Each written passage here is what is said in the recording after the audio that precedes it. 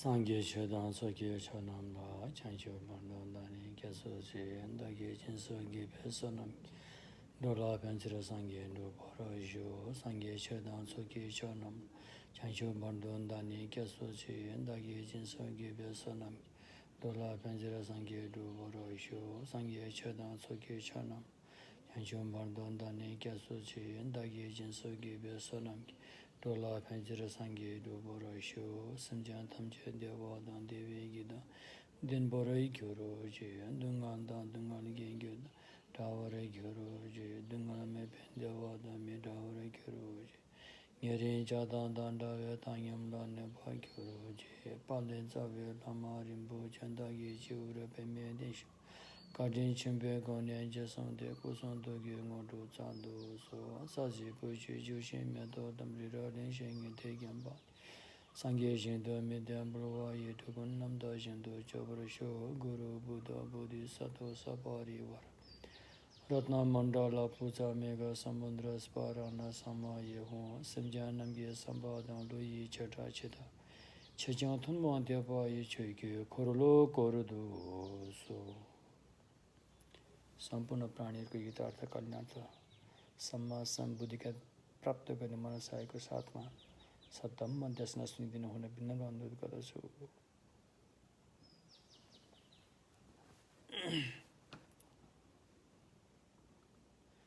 महायान सूत्र अलङ्कार धम्म देशना को बारेमा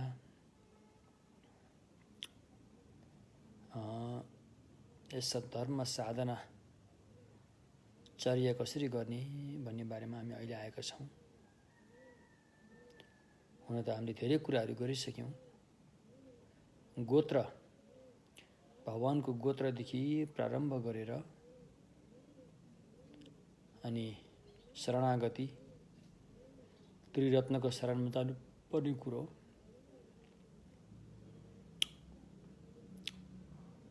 चित्तमा नयाँ किसिमको बुद्धिचित्त उत्पाद गरेर आफू सक्षम हुनुको लागि 6 पारमिताको अभ्यासको बारेमा र अनि अरू सक्षम गर्नको लागि 4 वटा कुरा अपनाउने बारेमा र साथै बुद्ध भूमिमा पुग्नको लागि मार्ग को बारेमा र त्यो मार्ग पार गर्नको लागि 10 भूमिको खुड्किलाहरूको बारेमा हामीले धेरै कुरा चर्चा गरिसक्यौँ र त्यसै पार भइसकेपछि समाजसम बुद्धत्व प्राप्तिमा प्राप्त हुने त्रिकायको बारेमा धम्मकाय, सम्भोगकाय, निर्माणकायको बारेमा पनि हामीले केही कुराहरू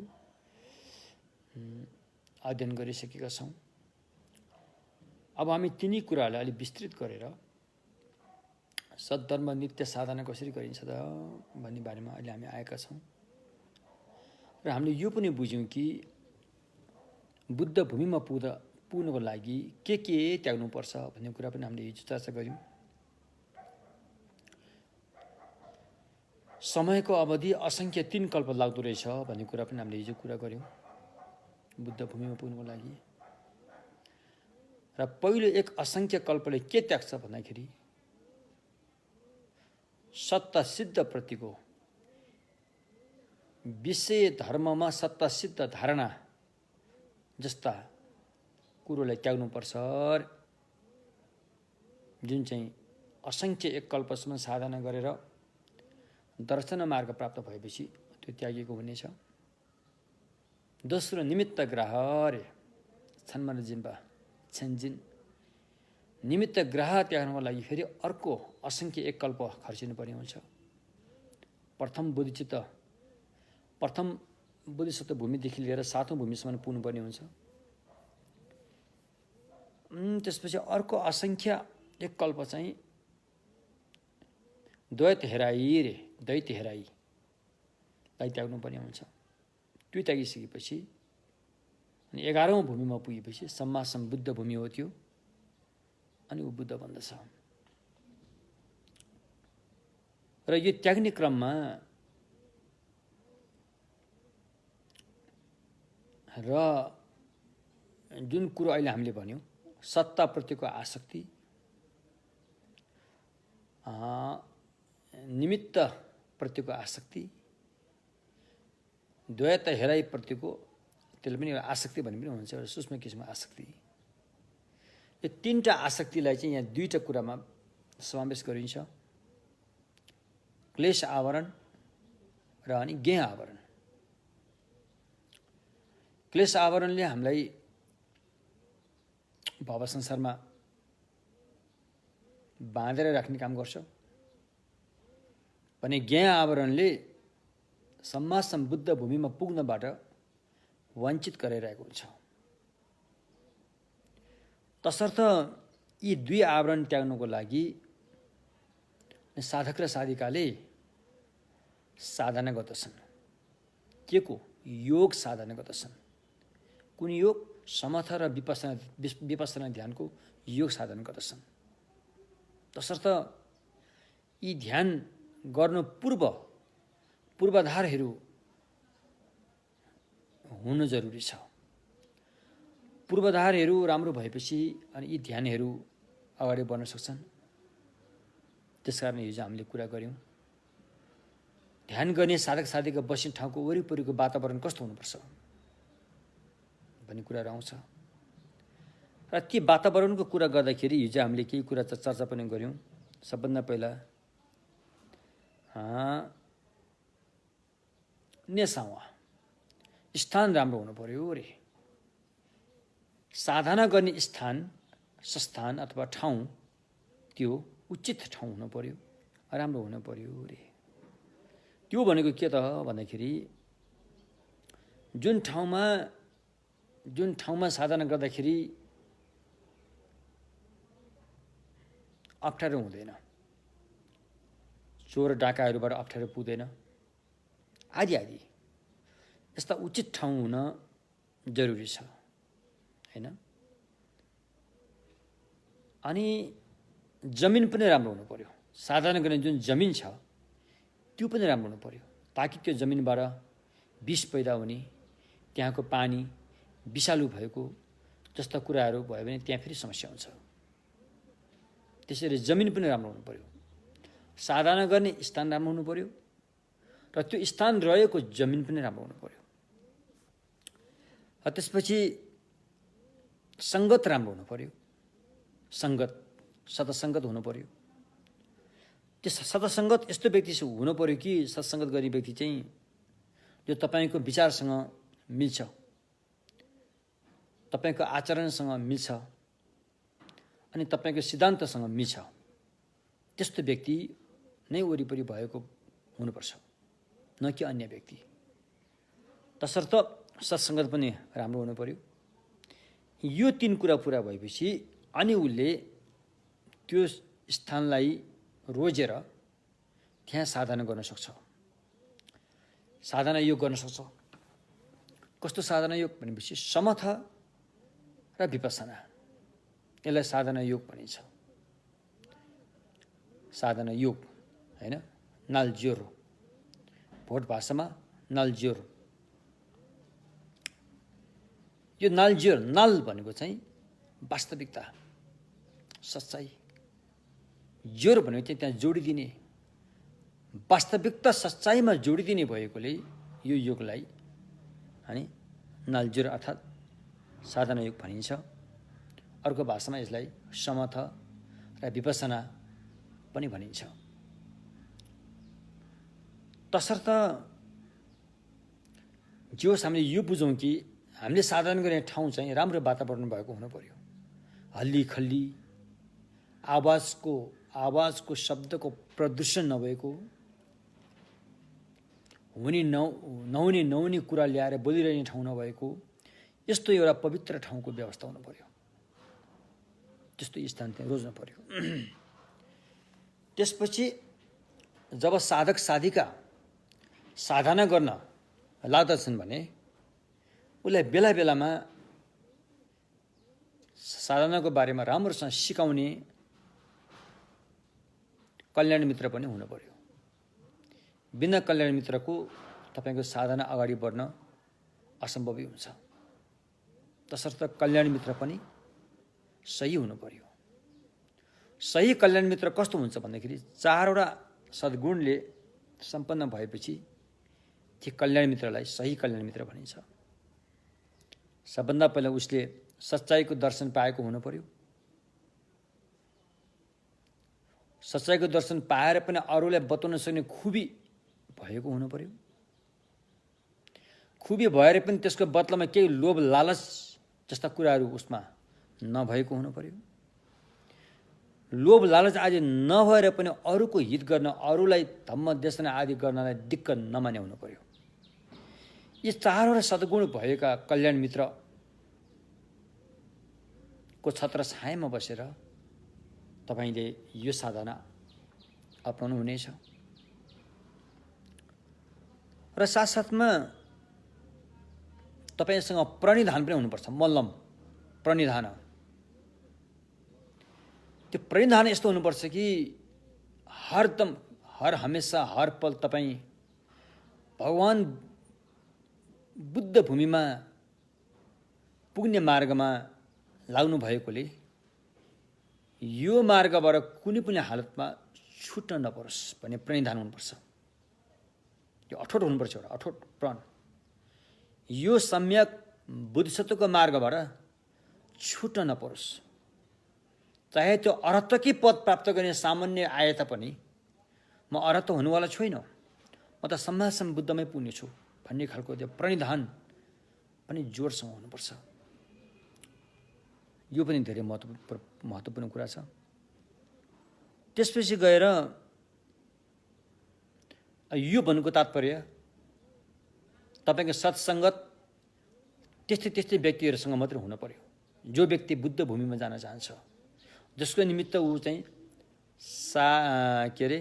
साधना गर्न रत छ।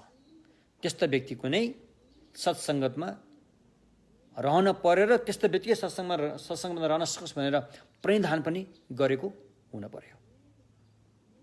तसर्थ त्यसपछि 2टा कुरामा तपाईँ भर पर्नु पर्यो। जीवनमा भर पर्नुपर्ने 2टा कुरा छन्। तपाईँको लागि सहयोगी जुनै पनि बेला, चाहे जन्मदाखेरि होस्, चाहे युवा हुँदाखेरि होस्, चाहे वृद्ध हुँदाखेरि होस्, चाहे रोगी हुँदाखेरि होस्, चाहे मृत्यु नै हुँदाखेरि होस्, चाहे मृत्युपछि पनि हुँदाखेरि होस्, जुनै पनि बेलामा तपाईँले भर पनि 2टा कुरा छन्। त्यो हो पुण्य सम्भार अनि ज्ञान सम्भार।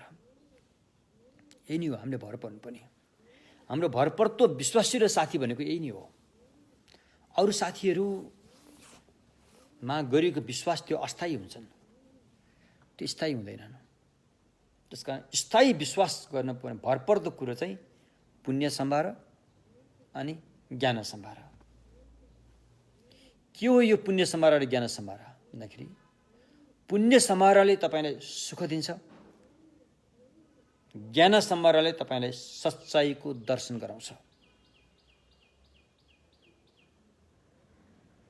त्यो भनेको के हो त भन्दाखेरि 6 पारमिता। दानशील क्षन्ति पुण्य सम्भारसँग सम्बन्धित छ। ध्यान र प्रज्ञा चाहिँ ज्ञान सम्भारसँग सम्बन्ध राख्छ भन्ने वीर्य पारमिता चाहिँ दुवै सम्भारलाई मद्दत दिन्छ। त एवं प्रकारले यो 2टा सम्भार नै हाम्रो लागि महत्त्वपूर्ण सारथी हुन्। हाम्रो भरपर्दो रिलायबल फ्रेन्ड भनौँ कि होइन, हाम्रो भरपर्दो सारथी हुन्। अरू कसैको पनि भर त्यति छैन। केही वर्ष भर परिएला फेरि हालत त्यही भएर जान्छ। तसर्थ हामीले भर पर्ने, हाम्रो लागि चाहिँ मद्दत दिने कुनै पनि बेलामा दिन सक्ने भनेको चाहिँ पुण्य सम्भार अनि ज्ञान सम्भार हो। यसमा भर पर्नु पर्यो। यसरी भर परेर अनि साधिका वा साधक साधनामा जुट्नेछन्, अभ्यासमा लाग्नेछन्। अभ्यासमा लाग्दाखेरि पहिलो खुर्किलोमै अब ढुङ्गा, पहिलो गाँसमै ढुङ्गा भने जस्तै पहिलो खुर्किलोमै त्यहाँ ठक्कर लाग्न सक्छ। साधनाको पहिलो खुर्किलोमा ठक्कर लाग्ने कहाँबाट भन्दाखेरि सबभन्दा पहिला त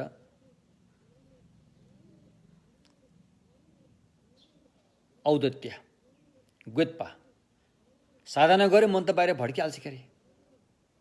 त्यो हो पहिलो खुड्किलो, पहिलो गाँसमै ढुङ्गा। तर त्यसलाई तपाईँले अप्ठ्यारो मान्नु पर्दैन। त्यो थाहा पाउनु नै तपाईँको लागि साधनाको सुरुवात भयो भनेर बुझ्यो हुन्छ। मन त अहिले पनि भड्किरहेको छ, तर हामीलाई महसुस गर्न, मन भड्केको महसुस गरिन्न अहिले। मन त तीव्र गतिमा भड्किरहेको छ अहिले पनि। तर जब हामी ध्यानमा बस्छौँ, जब हामी साधनामा रत हुन्छौँ, अनि हामीले देख्छौँ कि मन भड्किरहेछ, यो नै पहिलो खुड्किलो हो, ध्यानको साधनाको उपलब्धि हो भनौँ भने।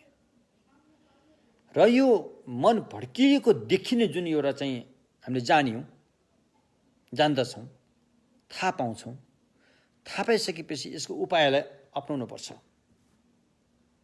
हैन।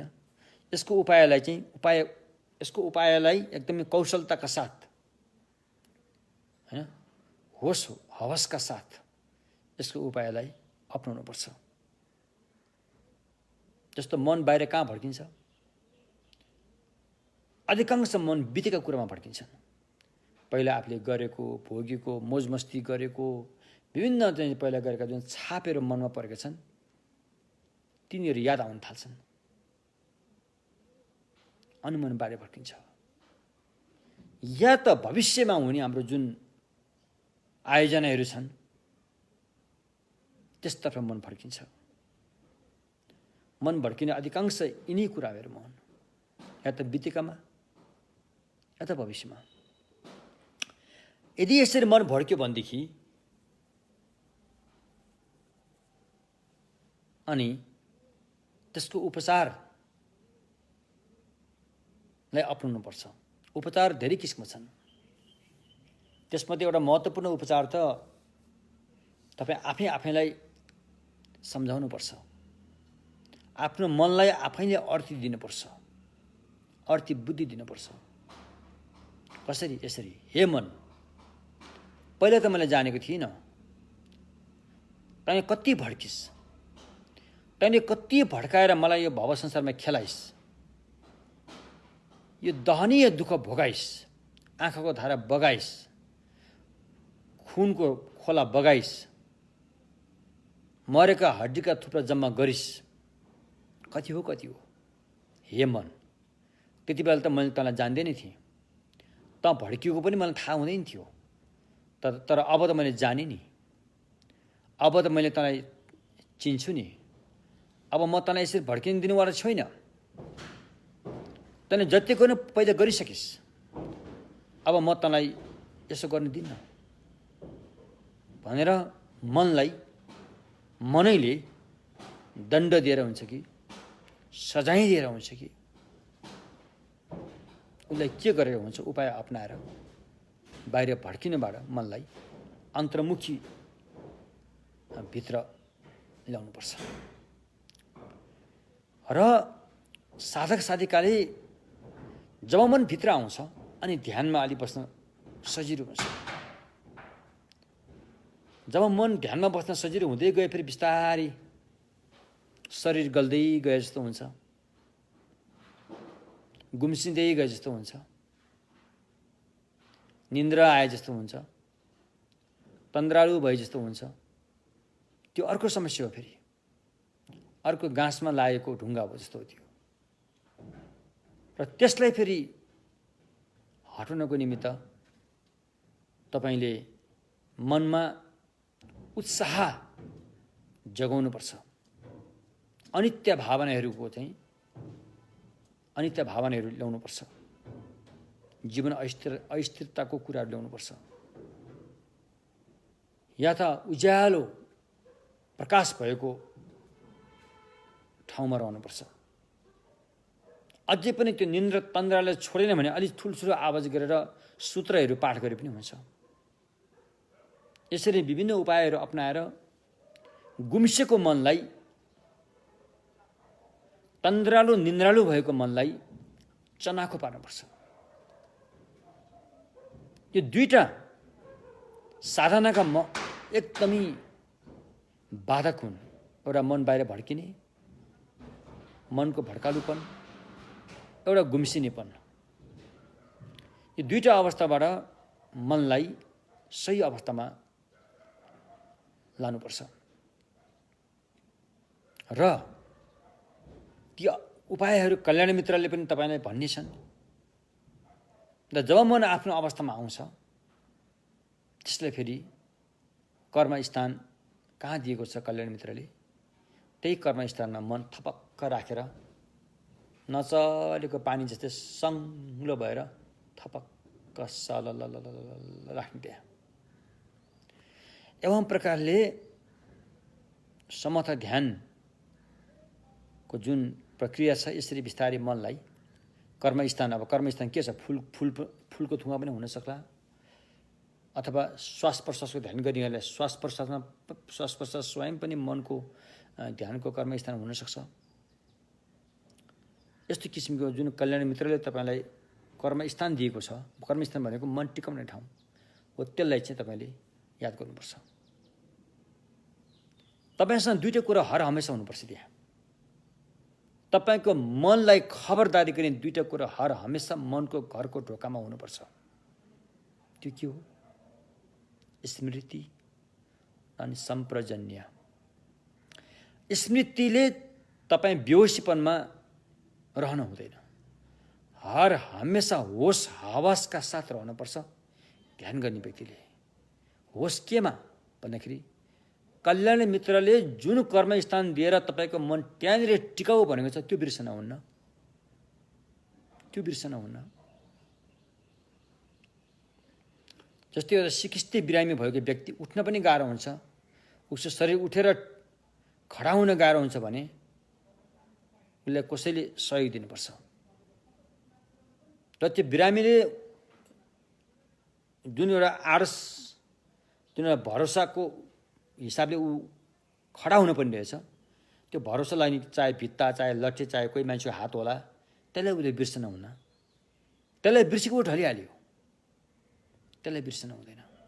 भने जस्तै ध्यान गर्ने योगी साधक साधिकाले पनि कल्याण मित्रले दिएको कर्मस्थान जो छ त्यसलाई बिर्सन हुन्न। त्यसमा चाहिँ अरू जे कुरा मनमा आए पनि त्यो चाहिँ बिर्सन हुन्न। त्यसमा चाहिँ होस हवसका साथ रहन सक्नुपर्छ। अर्को चाहिँ सम्प्रजन्य पनि चाहिँ जब हामी ध्यान गर्न सुरु गर्छौँ मनको घरमा आउने जाने धेरै किसिमका कल्पनाहरू आउँछन्। ती कल्पनाहरू डाका हुन्, मनको सम्पत्ति लुट्ने चोर हुन्, त्यसलाई खबरदारी गरिरहनुपर्छ। ती परिकल्पनाहरूमा रिस भएर आएको हुनसक्छ, लोभ भएर आएको हुनसक्छ, या अन्य विभिन्न किसिमका अनावश्यक सोच विचारहरू मनको घरभित्र आउँदै जाने गर्न सक्छ। त्यसलाई खबरदारी गर्नको लागि मनको घरको द्वारमा र चौकीदारीको रूपमा सम्प्रजन्यलाई खडा गर्नुपर्छ। सम्प्रजन्य भनेको सचेतना, अलर्टनेसलाई त्यहाँ खडा गर्नुपर्छ। र त्यसले जान्दछ आवश्यक पर्ने को आउँदैछ र अनावश्यक पर्ने को आउँछ, अनि त्यसले रोक्छ। अनावश्यक पर्नेलाई मनको घरभित्र आउन दिँदैन, आवश्यक पर्नेलाई आउन दिन्छ। त्यस्तो किसिमको स्मृति र सम्प्रजन्य साधकको लागि, साधिकाको लागि साधना गर्दाखेरि हर हमेसा, हरदम, हर पल, हर क्षण भइ नै रहेको हुनुपर्छ। तसर्थ यति भएपछि अब उसले साधनामा रत हुनुपर्छ। रत भनेको खुसीका साथ, करकापमा परेर, न कि कसैको दबावमा परेर, खुसीका साथ। जसरी जाँडको लत लागेको मान्छेले जाँड पायो भने ऊ खुसीका साथ पिउँछ, त्यस्तै यो योग साधना गर्दाखेरि पनि कसैको करकापमा होइन, कसैको दबावमा होइन, खुसीका साथ उदाउनुपर्छ। खुसीका साथ, उत्साहित भएर, उत्साहका साथ, जुझारु जाँगरिलो भएर, मेहनती भएर लाग्नुपर्ने हुन्छ।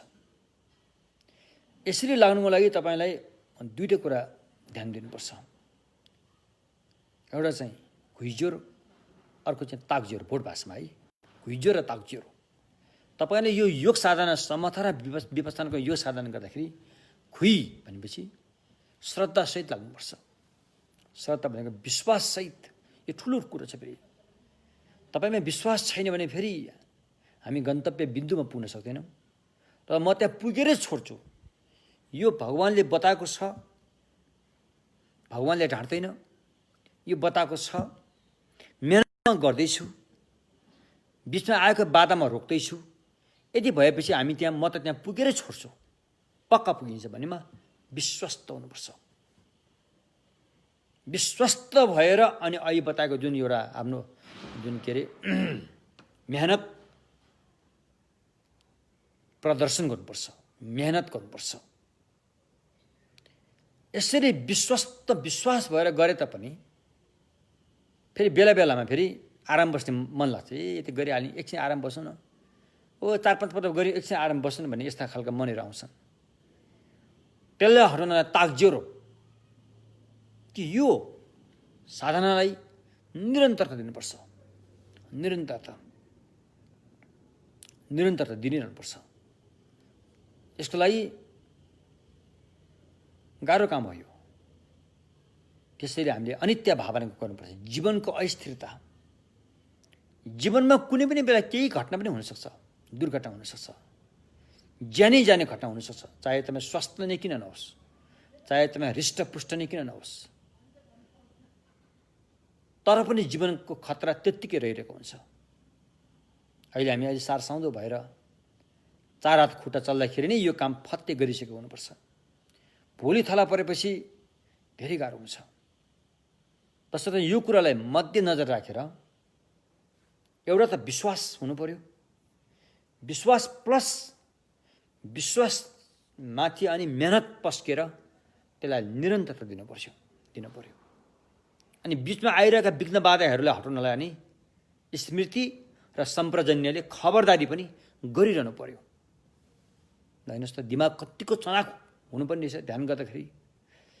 त्यसो भएकोले यस्तो किसिमले अनि हामी अगाडि बढ्नुपर्छ, होइन?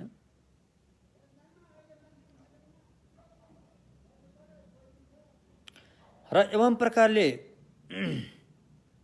त्यति बेला हाम्रो जीवनमा के आनन्द के खुसियाली आयो भने पनि त्यसमा मक्ख नपरेर, घमण्डीपन नगरेर, यो मैले पूर्व जुनीमा काहीँ के राम्रो काम गरेको थिएँ होला अनि त्यसको फल पाकेछ भनेर स्वीकार्ने मात्रै हो। त्योभन्दा बढी स्वाङ पार्नु पनि पर्दैन, के नै गरेछु भनेर आफू मात्तिनु पनि पर्दैन। जीवनमा के तपाईँले यो साधना गर्दाखेरि के खुसियाली आयो, केही प्राप्त भयो भने मैले पहिला के राम्रो काम गरेको थिएँ होला, त्यसको फल चाहिँ पाकेछ है भन्नेमा विश्वास मात्रै गर्ने, धेरै मात्तिनु पनि पर्दैन। र जीवनमा केही अब अप्रिय घटनाहरू घट्यो भने पनि मैले पहिला कसैले केही हरामी काम गरेको रहेछु, कसैलाई घात पुर्याएको रहेछु, त्यसको फल अहिले पाकेछ है भनेर मात्रै सोच्ने, आत्तिनु पनि पर्दैन। सुख पायो भनेर मात्तिनु पनि पर्दैन, अप्ठ्यारो आयो भनेर आत्तिनु पनि पर्दैन। आत्तिनु र मात्तिनुबाट मुक्त भएर तपाईँ सही ठाउँमा बस्ने, आफ्नो ठाउँमा खडा हुने। र साधना गर्दाखेरि कहिलेकाहीँ निराश हुने सम्भावना आउँछ। है यत्रो गरे खोइ के पाए त, उत्रो गर्ने खोइ के भयो त भन्ने खालको निराश हुने पनि बेला आउँछ। हामीले यो गरेको साधनाको फल कहिले पाउँछ भन्दाखेरि फल त अवश्य पाउँछ। त कहिले पाउँछ भनेर यो साधना गरिन्न, किनकि यो त हाँस पाल्ने मान्छेले हाँसको बच्चा पाले जस्तै हो।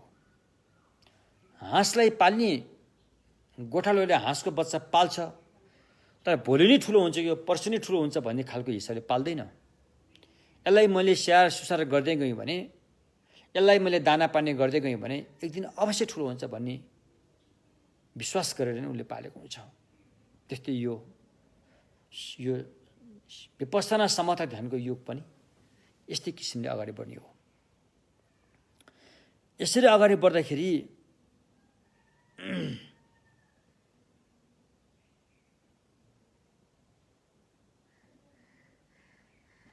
यदि हामीले जीवनमा राम्रैसँग पुण्य कमाएका रहेछौँ भने सुख सुविधाहरू पनि पालेसँग हैन निरन्तर रूपमा आउँदै गर्छ।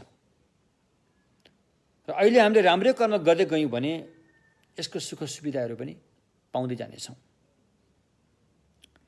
र पहिला हामीले नराम्रो कर्मको थुप्रो डङ्गुर पारिराखेका छौँ भने अहिले हामीले राम्रो काम गरे तापनि त्यो पहिला गरेको कर्मको फल फेरि पाक्दै जान्छ, त्यो फल तितो हुन्छ। त्यसलाई स्वीकार्नुको विकल्प छैन। तसर्थ अहिले हामीले जुन अवसर पाएका छौँ यो राम्रो कर्म गरेको फल हो भनेर हामीले त्यसलाई अनुमोदन गर्नुपर्छ। र अरू सम्पूर्ण प्राणीहरूले पनि यस्तो अवसर पाइदिए हुन्थ्यो भनेर एउटा चाहिँ प्रणिधान मलम पनि गर्नुपर्छ। जुन शुभ अवस्था मैले अहिले पाएको छु हैन, शरीर स्वस्थ हुनु, कल्याण मित्रको छत्रछायामा बस्नु पाउनु, भगवानको सम्यक मार्गमा लाग्न पाउनु र अभ्यास गर्न पाउनु आदि आदि कुराहरू, यी सारा सगुनहरू जुन मैले पाएको छु यो मेरो बुवा आमा लगायत सम्पूर्ण प्राणीहरूले पनि पाउनुपर्छ भनेर चाहिँ भगवान बुद्धहरूलाई बेला बेलामा प्रार्थना पनि गर्ने।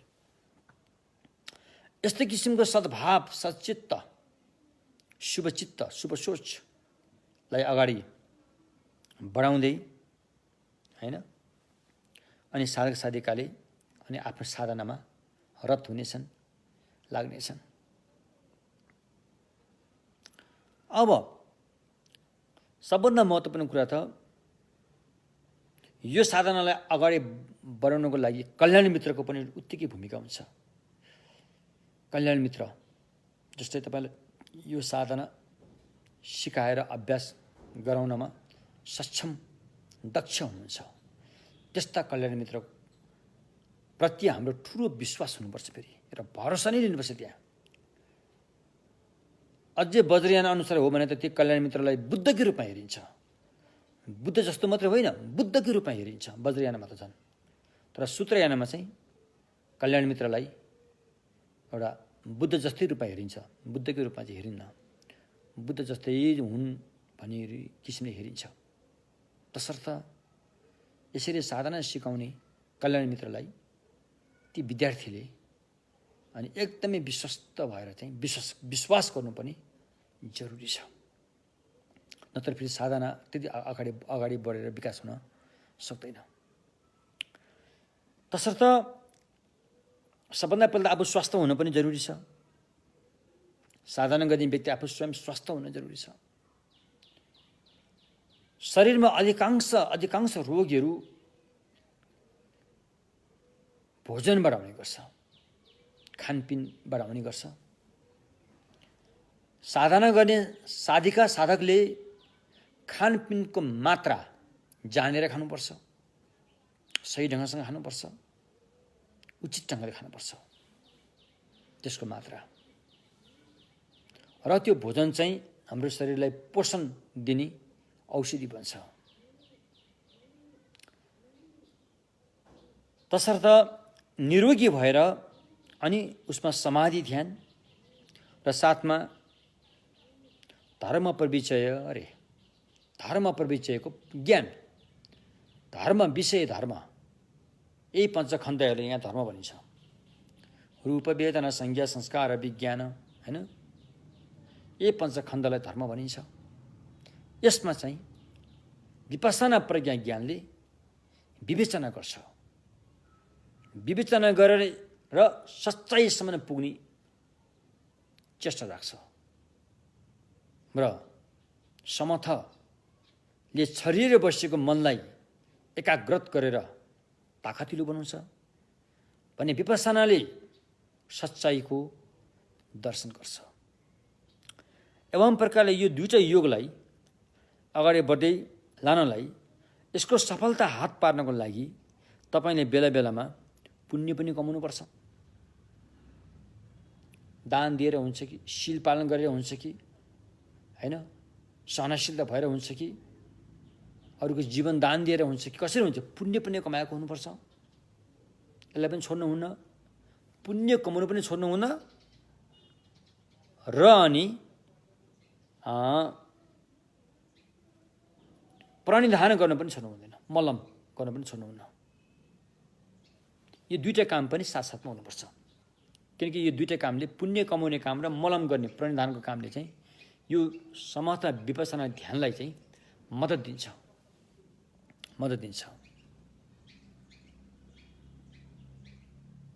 तसर्थ अहिले हामीले यहाँ के बुझ्यौँ भन्दाखेरि पूर्वाधार तयारी कसरी गर्नुपर्ने रहेछ र समर्थ ध्यानमा अडिग भएर कसरी रहनुपर्ने रहेछ, कल्याण मित्रको चाहिँ छत्र छायामा बस्नुपर्ने कारण के रहेछ र समर्थ ध्यान गर्दाखेरि आउने बाधाहरू के रहेछन्, मन बढी कहाँ भड्किन्छ, त्यसलाई सही ठाउँमा ल्याउन स्मृति सम्प्रजन्यको प्रयोग कसरी गरिन्छ हैन।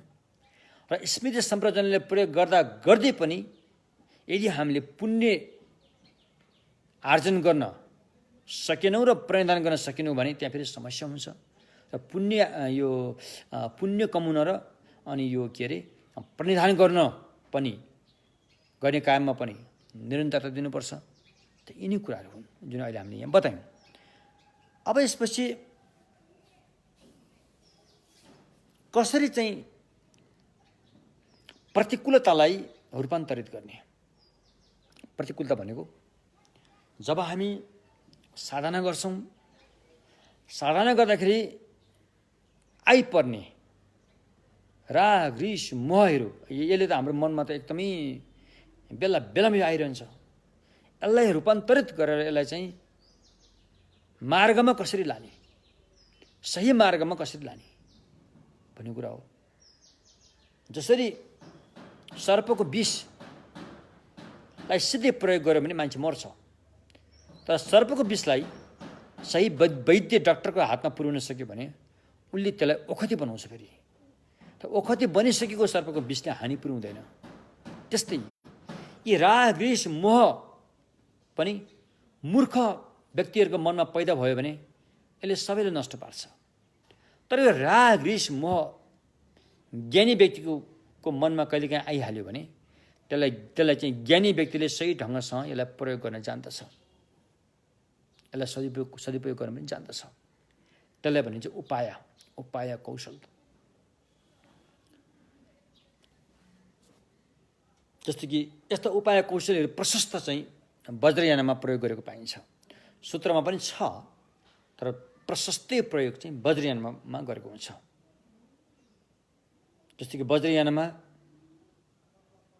रिस पैदा भयो भने त्यो रिसलाई नै सिद्धि अक्षोभ्य बुद्धको रूपमा हेर्न थालिन्छ। जब रिस पैदा हुन्छ, रिसलाई रिसको रूपमा नहेरेर रिसको वास्तविकताको रूपमा हेरेर त्यसलाई अक्षोभ्य बुद्धको रूपमा हेरेर चाहिँ साधना गरिन्छ। जब राग पैदा हुन्छ, रागलाई रागको रूपमा हेरिन्न, रागलाई अमिताभ बुद्धको रूपमा हेरेर साधनामा उत्रिन्छ। जब मोह पैदा हुन्छ, मोहलाई मोहको रूपमा हेरिन्न, मोहलाई वैरोचन बुद्धको रूपमा हेरेर साधना गरिन्छ। यस्तो किसिमले यो राग रिस मोहहरूलाई चाहिँ अनि सही ढङ्गसँग रूपान्तरित गरेर चाहिँ यसलाई चाहिँ अनि मार्गमा ल्याइन्छ। यो उपायहरू चाहिँ वज्रयानमा प्रशस्तै छन्। सूत्रमा पनि के हदसम्म छ। जब तपाईँलाई रिस आयो भने रिस कसरी त्याग्ने, आइसक्यो रिस त्याग्नु त गाह्रो हुन्छ। रिस आइहाल्यो भनेदेखि तपाईँले यति त तपाईँले गर्न सक्नुहुन्छ नि। जति पनि प्राणीहरूमा रिस आएको छ, रिसाउने प्राणीहरूमा रिस आउँछ, त्यति पनि मान्छेहरू लगायत त्यतिमा पनि रिस आइरहेछन्।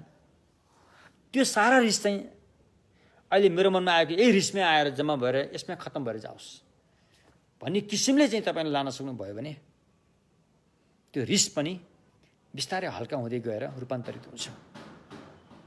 अब तपाईँको मनमा लोभ जाग्यो, जति पनि प्राणीहरूमा लोभमूलक चित्त जागिरहेको छ, त्यो सारा लोभ चाहिँ आजै ममा आएको यही लोभमा आएर सबै हटेर जानेछ भनेर गर्न सक्नु पर्यो। यस्तो किसिमले पनि हामीमा आइरहेको राग रिस लोभहरू रूपान्तरित गरेर लान सकिन्छ। यता राग रिस मोह जागिरहेको छ भने साधक साधिकाले त्यसलाई सिधै हेर्छ। त्यसलाई सिद्धि आफ्नो अन्तर्मुखी भएर हेर्छ।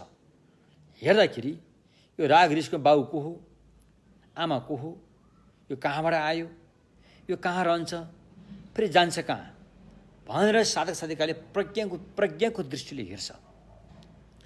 प्रज्ञाको दृष्टिले हेर्दाखेरि त्यहाँ राग रिस मोहको बाउआमा पनि पाउँदैनन्, भेटिँदैन। यो कहाँबाट आएको भन्ने नै त्यहाँ भेटिँदैन। नभेटिसकेपछि अब त्यो रहेको पनि पाइँदैन। तब रहेको नपाइसकेपछि त्यो गएको पनि देखिन्न।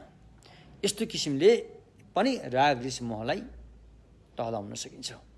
यस्ता थुप्रै उपायहरू छन्। तसर्थ यी उपायहरूलाई अपनाएर अनि हामी अगाडि बढ्नुपर्ने हुन्छ। एउटा सानो उदाहरण दिएको छ।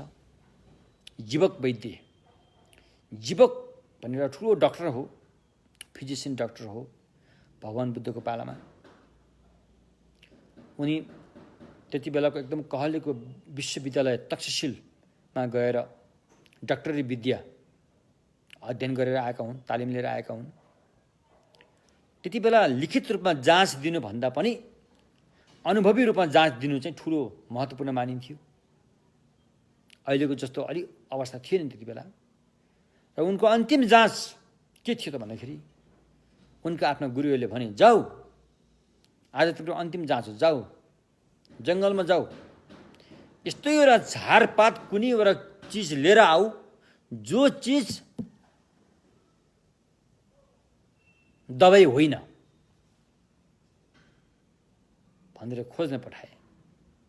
तर जीवकले यति ठाउँ खोजे, यति चिजबिज घाँस पातहरू सारा खोजे होइन, तर दबाई नभएको चिज उनले के पनि पाएनन्। भनेपछि उनी पास भए। त्यस्तै विद्वान व्यक्तिको लागि यो जब राग रिस मोह भनेको त यसलाई त तुरुन्तै उसले चाहिँ रूपान्तरित गरेर तह लगाइहाल्छ होइन। फार्मेसी राम्रो पढेको व्यक्तिहरूले विष भनेको के पनि हो त्यो विषलाई उसले औषधि बनाइहाल्छ तुरुन्तै। भने जस्तै हामी साधना गर्ने व्यक्तिहरूलाई, चाहे हामी गृहस्थी हौँ, चाहे हामी त्यागी सन्यासी हौँला, जो कोहीले पनि जो व्यक्ति साधना गर्छ उसको लागि आएको समस्याहरू उसले तुरुन्तै त्यसलाई रूपान्तरित गरेर साधनामै समावेश गर्छ। हो यो भयो। यस्तो किसिमले रागलाई, राग हुन त अब भगवानको वचनमा छ, बैरले बैर शान्त हुँदैन भन्ने कुरा त छ, एउटा भनेर त्यहाँ छ। तर उपाय कौशल अपनायो भने रागले रागलाई नै मार्न सक्छ, रिसले रिसलाई नै मार्न सक्छ, मोहले मोहलाई नै मार्न सक्छ, पानीले पानीलाई नै तान्छ। तपाईँको कानभित्र पानी पसेर अड्किएको छ भने त्यो पानीलाई निकाल्न अर्को पानी हाल्नुपर्ने हुन्छ, तब त्यो अड्किएको पानी बाहिर निस्किन्छ।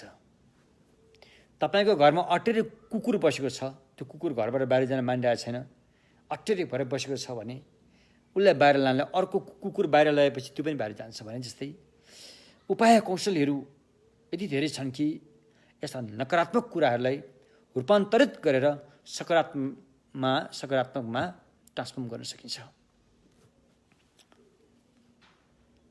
तसर्थ त्यसैले कतिपय ठाउँमा भगवान स्वयंले आज्ञा भएको छ सूत्रहरूमा होइन, राग बिना तिमी मुक्त हुन सक्दैनौ भन्ने कुराहरू नै आएको छन्। राग बिना रागबाट मुक्त हुन सकिन्न रे,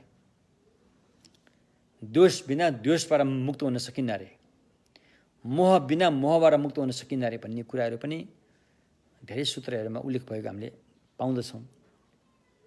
अब यसको अर्थ के त? राग बिना रागबाट मुक्त हुन्न भन्दाखेरि त यो राग भन्ने पनि एउटा रागको वास्तविकता, एउटा द्वेषको वास्तविकता, एउटा मोहको वास्तविकता यस्तो हुन्छ नि त। रागको वास्तविकता यी दुई अलग होइनन्, फेरि यिनीहरू सँगसँगै बसेका हुन्छन्, यिनीहरू सँगै हुन्छन्। रागलाई त्यागेर रागको वास्तविकता अथवा लोभलाई त्यागेर लोभको वास्तविकता अलग्गै उपलब्ध हुँदैन। जब लोभ जाग्छ अनि हामी त्यो लोभको पक्षमा नरहेर लोभसँग भएको वास्तविकतामा हामी त्यो पक्षमा रह्यो भने लोभ त गइहाल्यो के अरे, हटिहाल्यो के अरे। तर त्यो लोभको वास्तविकता लोभ बिना त रहन सक्दैन, सँगसँगै रहेको हुन्छ। सर्पको बिखबाट जब ओखती भन्छ, त्यो ओखती त सर्पको बिखलाई त्यागेर छुट्टै बनाउन सकिन्न भने जस्तै यी राग रिस मोह भनेको पनि बोधिसत्वको मार्गमा यसलाई सदुपयोग गरेर लान सकिन्छ, तर मात्र त्यो उपाय कोसिस हुनुपर्छ। जस्तो त्यसैले मञ्जुश्री नामा सङ्गीतमा पनि भनेको छ, रागलाई महारागले नष्ट पारिदिन्छ, द्वेषलाई महाद्वेषले नष्ट पारिदिन्छ, मोहलाई महामोहले नष्ट पारिन्छ अरे। भन्नुको तात्पर्य मोहलाई मोहको वास्तविकतामा रहन सक्यो भने त्यसले मोह नष्ट पार्छ, लोभलाई लोभको वास्तविकतामा रहन सक्यो भने त्यसले लोभलाई नष्ट पार्छ भन्नु खोज्यो भने थियो। एवं प्रकारले यो कुराहरू पनि हामीले बुझौँ होइन। त्यसकारण प्रज्ञा पारमितामा भनेअनुसार होइन प्रतीत्य समुत्पाद नभएको, प्रतीत्य समुत्पादको नियममा नरहेको कुनै पनि विषयवस्तुहरू हुन्नन् रे। प्रतीत्य समुत्पादको नियममा भनौँ कि प्रकृतिको नियममा भनौँ कि ती कुरो एउटै जस्तो हो, त्यसमा नरहेको कुनै पनि विषयवस्तु हुँदैनन् रे। त्यस्तै वास्तविकता शून्यता नभएको त्यस्तो कुनै पनि विषयवस्तु हुँदैन। त्यसकारण भगवानले हामीलाई के सिकाउनु खोजिरहनु भएको छ भन्दाखेरि तिमी वास्तविकतामा जाऊ, त्यहाँ दुईटा पक्ष छन्, एउटा चाहिँ लोभ, एउटा चाहिँ लोभको वास्तविकता। तिमी लोभमा नगएर लोभसँगै रहेको वास्तविकताको पक्षमा जाऊ, त्यहाँ तिम्रो हित हुनेछ। तर तिमी लोभमै रहिरह्यो भने तिम्रो हित हुँदैन।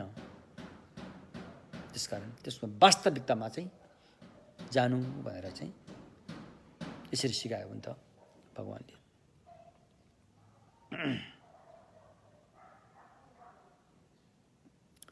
अब सम्मा सम्बुद्धत्वमा पुग्नको लागि साधक साधिकाले होइन तीनटा कुरा छोड्नुपर्ने हुन्छ, फ्याक्नुपर्ने हुन्छ। यो तीनटा कुरा तपाईँको साथमा रहिरह्यो भने तपाईँ सम्यक बुद्ध भूमिमा पुग्न सक्दैन। एक सक्दैन, दुई सक्दैन, तीन सक्दैन। तसर्थ तपाईँले सुरुदेखि नै, प्रारम्भदेखि नै भन्नुको तात्पर्य जुन दिन तपाईँले बुद्धिचित्त उत्पाद गर्नुभयो त्यो दिनदेखि नै, जुन दिन तपाईँ सम्भार मार्गमा प्रवेश गरिसक्नुभयो त्यो दिनदेखि नै यो तीनटा कुरालाई चाहिँ फ्याक्दै जानुपर्छ। हेर्नुहोस् है, राम्रो कुरा पनि छ नि, यहाँ फेरि त्यसलाई पनि फ्याक्नुपर्ने हुन्छ। नराम्रो कुरालाई त फ्याक्नु परिगयो नि। राम्रा पक्ष पनि छैन, माथिका पक्ष पनि छैन, त्यस्तालाई पनि फ्याक्नुपर्ने हुन्छ। किनकि यसलाई फ्याँकेर भने तपाईँ त्यहाँ अल्झिन सक्छ, तपाईँ अड्किन्छ, त्यहाँ तपाईँ बुद्ध भूमिमा पुग्न सक्दैन। त्यसैले बोधिसत्वहरूले छोड्नुपर्ने तीनटा कुरा, एउटा चाहिँ श्रावकको मार्ग र त्यो मार्गलाई प्राप्त गर्ने फललाई छोड्नुपर्ने हुन्छ। पहिलो नि सम्यक बुद्ध भूमिमा नै पुग्ने हो भने है, अरूमा होइन। फेरि यो त फेरि श्रावकको मार्ग पनि त ठुलो सम्यक मार्ग हो, यो त निर्वाणमा पुर्याउने बाटो हो, यो त एकदमै महत्त्वपूर्ण हो नि त। तर सम्यक बुद्ध भूमिमै पुग्ने हो भने यसलाई तपाईँले थाती राख्नुपर्छ, यसमा अड्किन हुन्न। दोस्रो, बोधिसत्व यानमा बताइएको जति पनि सम्यक दृष्टिका कुराहरू छन्, अनात्माका दृष्टिका कुराहरू छन्, गहिर धम्म धातुका कुराहरू छन्, योदेखि तपाईँ तर्सन हुँदैन। यो कुराबाट तपाईँ पछि हट्न हुँदैन। दोस्रो, तेस्रो, प्राणीको हित गर्न कहिले पनि पछि हट्नु हुँदैन। नरकमै जान परे तापनि यदि तपाईँ नरकमा गएको कारणले तपाईँको कारणले कसैको हित हुन्छ भने तपाईँ पछि हट्नु मिल्दैन। यता तपाईँ बुद्ध हुने ठिकै परिरहेछ, उता एउटा प्राणीको हित पनि गर्नु परिरहेछ। त्यो दुईटामा तपाईँलाई बुद्ध हुनु भन्दा पनि त्यो प्राणीको हित गर्न चाहिँ तपाईँले जोड दिनुपर्ने हुन्छ। त्यस्तो अवस्था छ यो समाज सम्बुद्ध भूमिमा पुग्नको लागि। यो तीनटा कुरा हामीमा सुरुमै हुनुपर्छ। यदि यो तीनटा कुरामा कुनै एउटामा हामी अल्झ्यौँ भनेदेखि समाज सम्बुद्ध भूमिमा हामी जान सक्दैनौँ। यो कुरा स्पष्ट छ। यसको मापदण्ड भनौँ कि यसको सिमाना यो हो। तसर्थ यो कुरालाई बुझेर होइन अनि बोधिसत्वहरूले दुईटा अन्तलाई छोड्नुहुन्छ। परम शान्त निर्वाणको अन्तलाई पनि उहाँले छोडिदिनुहुन्छ। अप्ठ्यारो समस्या भाव संसारको यो पनि अन्त हो, यसलाई पनि उहाँले छोडिदिनुहुन्छ। यो दुवै अन्तलाई छोडेर अनि यी दुवै अन्तलाई छोडेर अनि उहाँ अप्रतिष्ठित निर्वाणमा अडिग रहनुहुन्छ। मिनेपे घ्याङ्गाले देपा ऊ संसारमा पनि फस्न चाहँदैन, तर ऊ निर्वाणमा पनि खस्न चाहँदैन। न त ऊ संसारमै फस्न चाहन्छ, न त ऊ निर्वाणमै खस्न चाहन्छ। यो दुवै परिस्थितिबाट मुक्त भएर ऊ त सम्यकसम्म बुद्ध हुन चाहन्छ। ऊ त सम्यकसम्म बुद्ध किन हुन चाहन्छ? मात्र अरूको हितको लागि, न कि आफ्नो हितको लागि। आफ्नो हितको लागि सम्यकसम्म बुद्धै हुन चाहे तापनि त्यो बोधिसत्व यानको कुरो भएन, त्यो तल्लो यानका कुराहरू भएर गए। तर अरूको हितको लागि ऊ सम्यकसम्म बुद्ध हुन चाहन्छ। उसले यो जान्दछ अरूको हित अब्बल रूपमा हुने अवस्था, पूर्ण रूपमा हुने अवस्था चाहिँ सम्मासम्म बुद्ध भूमि नै हो। त्योभन्दा माथिल्लो अरू कुनै पनि दर्जा छैन भन्ने कुरो उसले जान्दछ, राम्ररी जान्दछ, युक्तिसङ्गत प्रयोग गरेर जान्दछ, भगवानको आगमका कुराहरू अपनाएर जान्दछ। पण्डितहरू विद्वानहरूको बिचमा संवाद छलफल गरेर जान्दछ। ऊ यो टुङ्गोमा पुग्दछ। उसले यो पनि जान्दछ कि यो कुरा सही हो भनेर चाहिँ आर्य मञ्जुश्री, आर्य अवलुप्तेश्वर, आर्य वज्रपाणी, आर्य समन्त भद्र, आर्य मैत्रेय बोधिसत्वहरू सबैले संवाद गरेर यो कुरो टुङ्गोमा पुर्याएको हो भन्ने कुरा पनि उसले जान्दछ।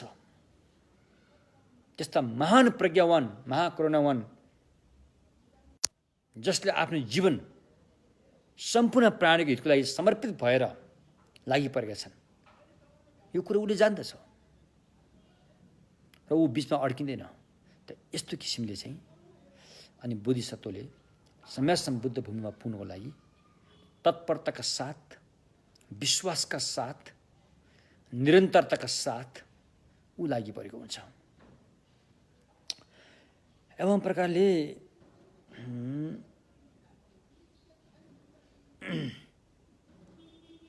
अब यहाँ एउटा कुरा आयो। यहाँ मेरा थुप्रै श्रावक ज्ञानका धर्ममित्रहरू पनि हुनुहुन्छ। उहाँ गृहस्थी पनि हुनुहुन्छ, भिक्षुहरू विद्वानहरू पनि हुनुहुन्छ। र यो कुरा अब यो अनलाइनबाट दिइसकेपछि अब धेरैले सुन्नु पनि भएको हुन्छ। र किन यस्तो भन्यो होला भन्ने कुरा पनि आउला। तर यहाँ श्रावक ज्ञानलाई छोड्नु भन्ने कुरा होइन। जो व्यक्ति श्रावक ज्ञानबाट निर्वाण प्राप्त गर्न चाहन्छ, उसको गोत्र त्योसँग सम्बन्ध छ भने उस श्रावक ज्ञानमै जानुपर्छ। बोधिसत्व ज्ञानमा आएर उसले सक्दैन, उसले भ्याउँदैन। बोधिसत्व ज्ञानमा आउनलाई धेरै साहसिलो चाहिन्छ। यस्तो व्यक्ति चाहिन्छ कि बोधिसत्व ज्ञानमा सारा जीवन समर्पित भएर अरूलाई सुम्पिएको हुनुपर्छ, अरूको सेवक भएर रहन सक्ने साहस भएको हुनुपर्छ। त्यस्ता व्यक्तिहरूले चाहिँ अनि सम्यक सम्बुद्धता प्राप्त गर्ने भएकोले ऊ चाहिँ श्रावक ज्ञानको भूमिमा अड्किन मिल्दैन हो त्यो भनेको हो। यसको मतलब यो होइन कि श्रावक ज्ञान फेरि यो नराम्रो हो यो राम्रो त्यो भन्न खोजेको होइन। यहाँ राम्रो नराम्रो हुने कुरै हुँदैन। यहाँ त पुग्ने गन्तव्य बिन्दु कुन बिन्दुमा पुगेर गर्नुपर्ने काम के हो, कुन बिन्दुमा पुगेपछि मात्रै त्यो काम गर्न सक्षम हुन्छ, त्यो कुरा अहिले हामी गर्दैछौँ यहाँ होइन। त्यसकारण बुद्धिसत्वले यदि अरूको हितको लागि चाहिँ एकदमै जबरजस्ती रूपमा लाग्ने हो भनेदेखि सम्मा सम्बुद्ध भूमिमै पुग्नुपर्छ। जतिको भगवान् बुद्धले अरूको हित गर्न सक्नु त्यति अरहत श्रावक अरहत प्रत्येक बुद्ध अरहतले गर्न सक्दैन। यो त कुरा स्पष्टै छ। भगवान् बुद्ध जीवित हुँदाखेरि उहाँका श्रावक महान महान अरहतहरू कतिपय कुरामा उहाँले आफ्नो काम पुरा मतलब गर्नुपर्ने काम पुरा गर्न अलि असमर्थ भएको देखिन्छ, जुन भगवान् बुद्धले पुरा गरिदिनु भएको छ। यस्ता थुप्रै सूत्रहरूमा उल्लेख छ। श्रावकज्ञानको सूत्रमा पनि उल्लेख छ, यता बुद्धिसत्वको सूत्रहरूमा पनि उल्लेख गरिएको छ होइन। जति भगवान् बुद्ध चक्षु बुद्धको ज्ञानको आँखाले जति दूरी देख्छ त्यति अरू कसरी पनि देख्न सक्दैन। जबसम्म त्यो दूरी देख्दैन तबसम्म उसको हित गर्न गाह्रो हुन्छ होइन। हामीले अरूलाई सिकाउने भने त हामीले जे जति जान्छौँ त्यति मात्रै सिकाउने हो। त्योभन्दा बढी हामीले अरूलाई सिकाउन सक्दैनौँ। सिकाउन खोज्यो भने त्यो फटाइ नै हुनेछ, झुट्याइ नै हुनेछ। हामीले जे अरूलाई सिकाउँछौँ, हामीले जे जान्छौँ त्यही मात्रै सिकाउने हो होइन। तसर्थ जति बुद्धले जान्नुहुन्छ त्यति अरू कसैले जान्दैन। त्यसैले बुद्धलाई अर्को नामले पनि पुकारिन्छ सर्वज्ञ। सर्वज्ञ चार आर्य सत्यको जुन वास्तविकताको रूपमा जति बुद्धले जान्नुहुन्छ त्यति अरूले जान्दैन। त्यसैले बुद्धलाई नै सर्वज्ञ भनिन्छ, अरूलाई भनिँदैन। त त्यो जुन जुन जान्ने छ, जुन बुद्धले जानेका छन्, त्यो चाहिँ एउटा मानव चोलामा आवश्यक पर्ने कुराहरू सबै उहाँले जान्नुभएको छ। त्यसले भन्छ सर्वज्ञ। न कि किराको गन्ती जानेर सर्वज्ञ भन्ने कुरो पनि भएन, ढुङ्गा माटाको गन्ती जानेर सर्वज्ञ कुरो पनि भएन, टाढाको देख्दैमा सर्वज्ञ कुरा पनि भएन। त्यो कुरा त यहाँ धर्मकृतिले प्रमाण वार्तिकमा भनिसक्नु भएको छ। यदि टाढाको कुरा देख्दैमा तिमीले त्यसलाई सर्वज्ञ गुरु ठान्छौ भने आऊ गिद्धलाई गुरु मान। गिद्धले पनि त टाढाको कुरो यहीँबाट देख्छ भन्नुभएको छ। त्यसकारण त्यस्तो कुरालाई मात्रै देखेर सर्वज्ञ भनिन्न। यहाँ सर्वज्ञ भनेको त पुरुषार्थ। पुरुषार्थ भनेको एउटा मानवलाई आवश्यक पर्ने कुरोलाई भली भान्ति रूपमा जान्ने भएकाले उसलाई सर्वज्ञ भनिन्छ। मानवलाई आवश्यक पर्ने भनेको के त भन्दाखेरि एउटा हो फेरि मानव चोला पाउने काम गर्ने, अर्को हो निर्वाण प्राप्त गर्ने। यही दुईवटा कुरा हो। पुरुषार्थ पनि यही हो। त्यसकारण मानव भएर फेरि मानव पाउने काम गर्नुको लागि चाहिँ भगवान्ले शीलको बारेमा सिकाउनु भयो, विनयको शिक्षा दिनुभयो होइन। शील यस्तो एउटा अनुशासन हो जुन पालन गरेर मात्रै फेरि मान्छेको चोला पाउन सकिन्छ, अन्यथा सकिन्न। शील बिनाको जेसुकै दान पुण्य गरे पनि फेरि मान्छेको चोला पाइँदैन त। त्यसकारण भगवान्ले दानको कुरा गरिसक्छ, तुरुन्तै शीलको कुरा गरिहाल्नु भएको कारण के भन्दाखेरि त्यो दानको फल चाहिँ एउटा राम्रो ठाउँमै पाकोस् भनेर गरेको हो नि त। अन्यथा शील पालन नगरेको वा शील बिग्रेको व्यक्तिले त्यतिसुकै दान पुण्य गरे तापनि त्यो व्यक्ति पछि गएर नागलोकमा जन्म हुनसक्छ। उसले दान गरेको फल त पाउँछ नि, धेरै धनी हुन्छ। नागहरू धेरै धनी हुन्छन्, त्यो नागमणिहरू हुन्छ उनीहरूसँग।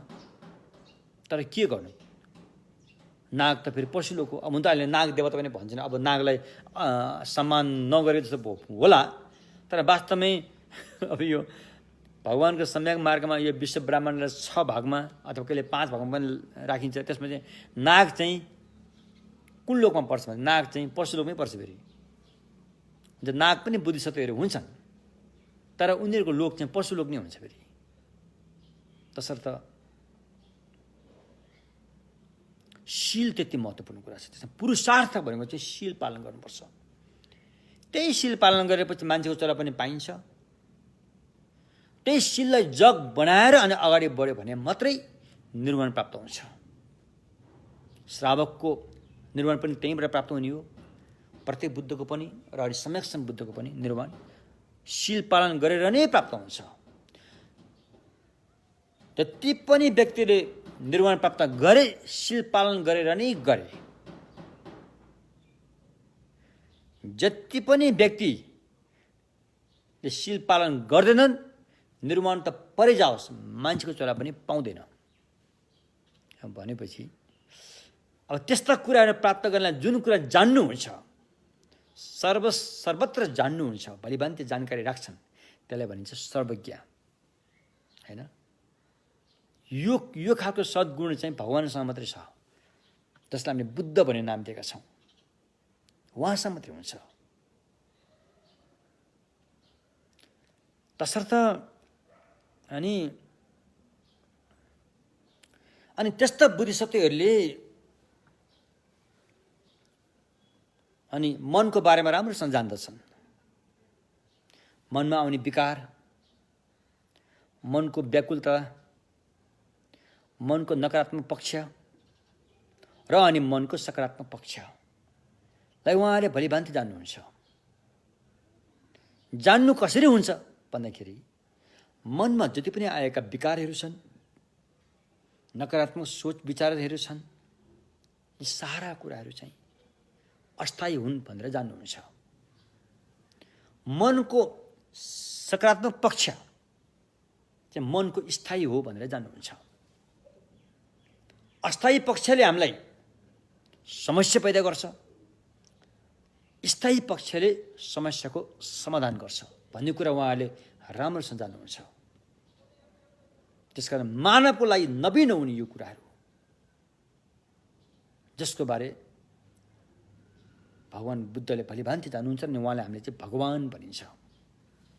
भगवान भन्ने दर्जा चाहिँ साँच्चै के भन्ने हो भने बुद्ध भएका व्यक्ति र बुद्धत्वमा पुग्ने आँटेका व्यक्तिहरूलाई मात्रै यो शब्द बढी प्रयोग गरिन्छ, अरूलाई गरिन्न।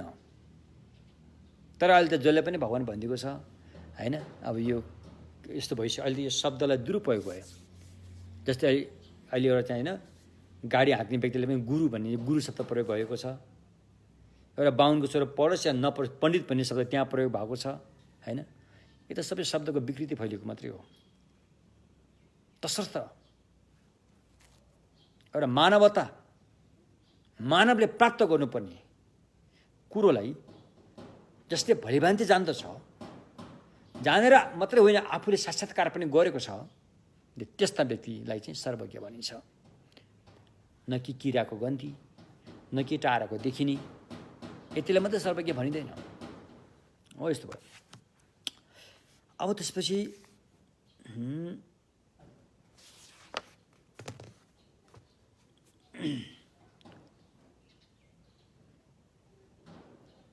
एउटा धर्म र धर्मता भन्ने शब्द छ। फेरि यस्ता भाषाहरू छन्। अब कतिपय भाषाहरू नेपाली पर्वतीय भाषामा एकदमै अपुगै हुन्छ। हुन त मेरो अब अलिकति नेपाली शिक्षा कम छ, त्यसले गर्दाखेरि पनि होला। तर पनि कतिपय शब्दहरू चाहिँ एकदमै भन्न गाह्रो हुन्छ। छेचन द छुङ्गी भन्ने शब्द एउटा आएको छ। छेचन भनेको चाहिँ मेरो यहाँ पानी खाने कप देख्नुभयो नि, यो छेचन भयो भन्यो। यसलाई संस्कृतमा धर्मी भनिन्छ। छुङ्गी भनेको चाहिँ यसको वास्तविकता, यसको सच्चाइलाई चाहिँ धर्मता भनिन्छ। धर्मी, धर्मता। त्यसकारण हरेक विषयवस्तुहरूमा यो दुईवटा कुरा लागू हुन्छन्। त्यसको राम्रो पक्ष, त्यसको नराम्रो पक्ष भने जस्तै हरेक विषयवस्तुहरूमा यो भइरहेको हुन्छ। त्यसकारण जुन नराम्रो पक्ष छ त्यसलाई आगन्तुक भनिन्छ, आकस्मिक भनिन्छ अथवा अस्थायी भनिन्छ। यो किन भन्यो भन्दाखेरि त्यसलाई हटाएमा हटाउन सकिन्छ, त्यो भएर भनेको। हटाएमा हटाउन सकिने कुरो हो त्यो। हामीसँग भएको जति पनि पीडा, अस्वस्थ, नकारात्मक सारा कुराहरू छन्, यो जुन यी पक्षहरू छन्, यिनीहरू अस्थायी छन्। यिनीहरू हटाएमा हटाउन सकिन्छन्। यिनीहरूको जरो त्यति बलियो हुँदैन, हटाएमा हटाउन सकिन्छ। हुन त यो पहिलेदेखि आएको हो, यो अस्थायी पनि पहिलेदेखि आएको हो।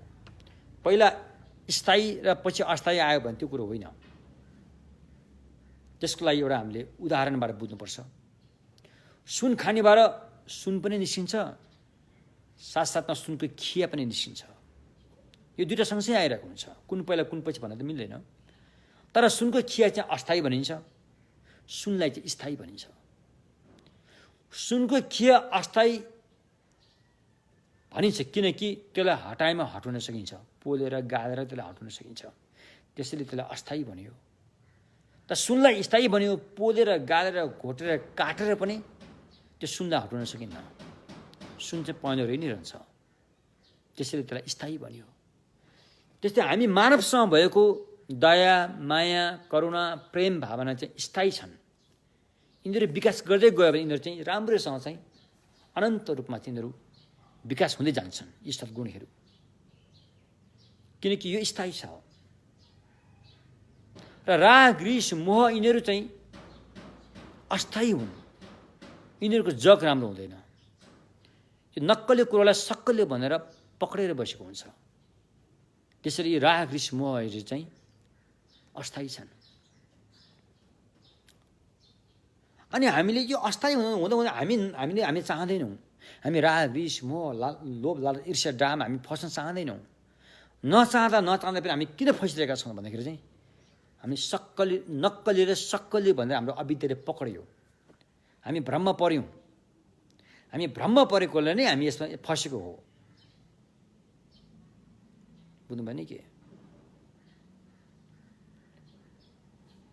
तसर्थ यी कुराहरू बुझेर अब अहिले हामीले यहाँ के बुझ्यौँ त भन्दाखेरि चाहिँ सबभन्दा पहिला हामीले चाहिँ अनि यो बुझौँ कि समाजसम्म बुद्ध भूमिमै पुग्ने हो भने अरू स्वर्ग, अरू देवी देवता भने त परै छोड्नुहोस्, त्यो त माथि अरहत्त प्राप्त हुने अवसरलाई पनि छोड्नुपर्ने हुन्छ। हेर्नुहोस् है, यो कुरा हामीले बुझ्यौँ। यी समाजसम्म बुद्ध भूमिमै पुग्ने हो भने अरहत्त पद धरीलाई पनि छोड्नुपर्ने हुन्छ।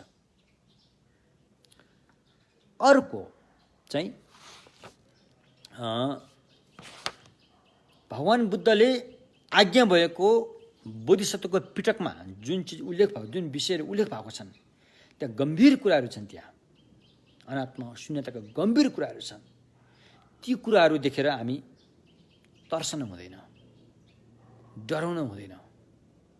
ती कुराहरूलाई कल्याण मित्रको मुखार बिन्दबाट सही ढङ्गसँग बुझ्ने चेष्टा राख्नुपर्छ, त्यो जरुरी छ। तेस्रोमा छ प्राणीको हितको लागि हर हमेसा हरदम तत्परताका साथ रहेको हुनुपर्छ। त्यसमा आफूले दिक्क मान्नु हुँदैन। यो तीनटा कुरा चाहिँ हामीले चाहिँ एकदमै ख्याल राख्नुपर्ने हुन्छ, हैन? हो यसरी बुझेपछि अब कतिपय कुराहरू भगवानले श्रावकहरूलाई बन्देज गराएको भए तापनि, गर्न बन्देज गराएको भए तापनि बोधिसत्वहरूलाई गर्न मिल्छ भनेर अनुमति दिएको पनि हुनसक्छ। किनकि बोधिसत्वहरू चाहिँ उनीहरूको के अरे त्यो गर्नुपर्ने काम भनेको चाहिँ प्राणीको हित गर्नु हो। त्यसकारण केही हेर्दाखेरि अपत्यारिलो केही कुराहरू गर्न नसुहाउँदो जस्तो भए तापनि बोधिसत्वहरूले गरेको देखिन्छ। किनकि त्यो थोरै नसुहाउँदो काम गरेर धेरैको उद्धार गरेको पनि त्यहाँ देखिन्छ। त्यस्ता कुराहरूलाई फेरि भगवानले चाहिँ बोधिसत्वलाई अनुमति दिनुभएको छ। त श्रावकलाई अनुमति छैन, त्यो अनुमति छैन। गर्न मिल्दैन, किनकि त्यहाँ शील तलमाथि गर्न मिल्दैन। त बोधिसत्वले चाहिँ के गर्छ, ऊ महत्त्व कहाँ छ त्यो हेर्छ। जस्तै एउटा बोधिसत्व साधक ध्यान गरेर बस्दाखेरि उसको अगाडिबाट एउटा मृग कुद्दै भाग्यो, बोधिसत्वको पछाडि पछाडि कुन ठाउँमा गएर त्यहाँ लुकेर बस्यो।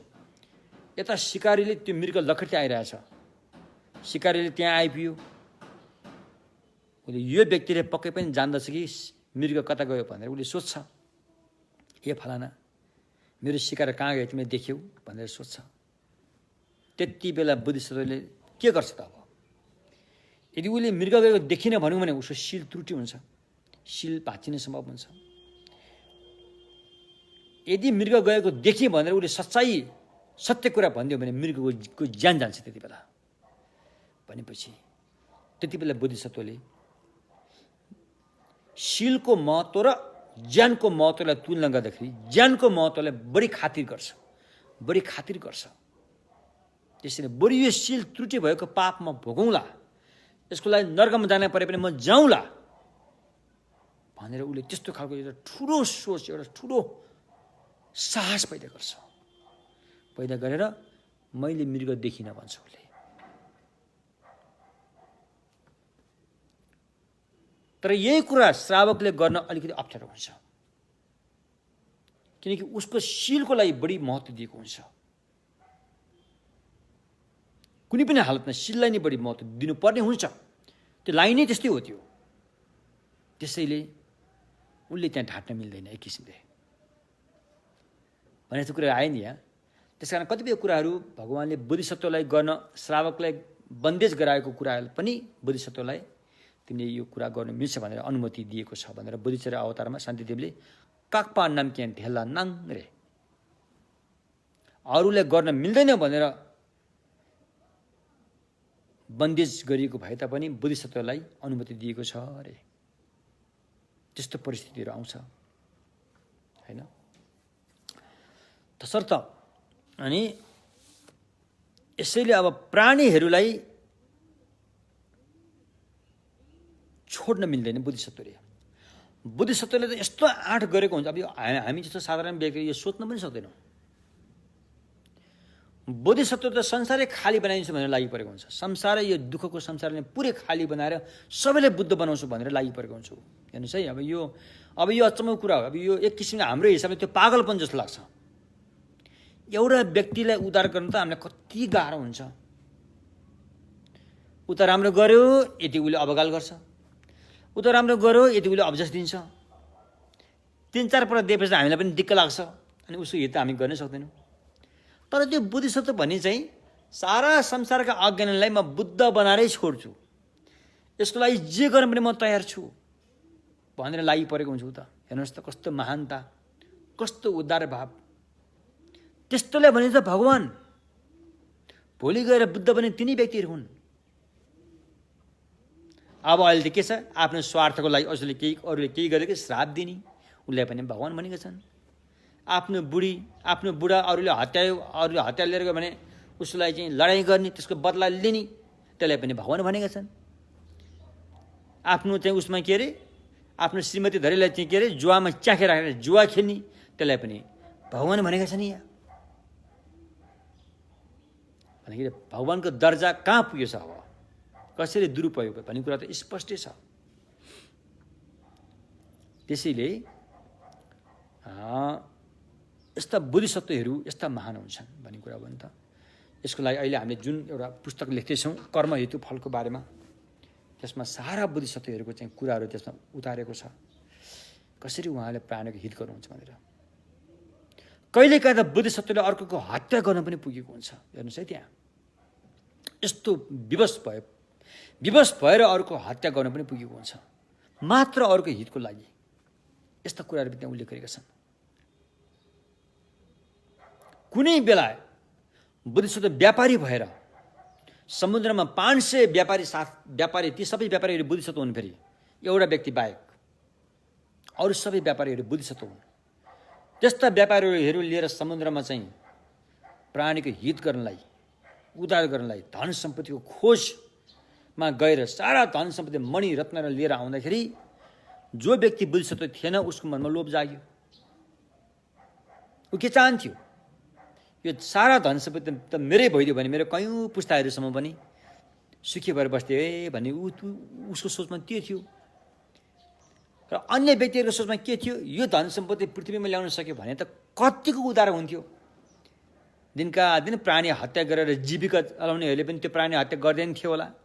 दिनका दिन ढाँटेर झुटो बोलेर जीविका पार्जन गर्नेहरूलाई पनि यो धन सम्पत्ति दियो भने उनीहरूले त्यो झुटो बोल्दैन थियो होला, राम्रो कर्म गर्छ भने उनीहरूको उद्देश्य अर्को थियो। तर त्यो पापी व्यक्तिको उद्देश्य यो सारा 500 व्यक्तिलाई मैले मार्न पाएँ भने त यो सारा सम्पत्ति मैले हडप्थेँ होला भन्ने उसको सोच थियो। तर त्यसको सोच जुन पानी जहाज हाँक्ने क्याप्टेन बोधिसत्व हुनुहुन्थ्यो उसले जानेर उसलाई सम्झाउने कोसिस पनि धेरै गर्यो, तर ऊ सम्झेन। अब कुनै पनि हालतमा यो 500 व्यापारी उसले मारेरै छोड्ने भयो। तर त्यो सारा व्यापारीहरू सामान्य व्यक्ति थिएनन्, बोधिसत्वहरू थिए, फेरि भविष्यमा बुद्ध हुनेवाला व्यक्ति थिए। त्यो एउटा व्यक्तिमा त्यस्तो खोट थियो।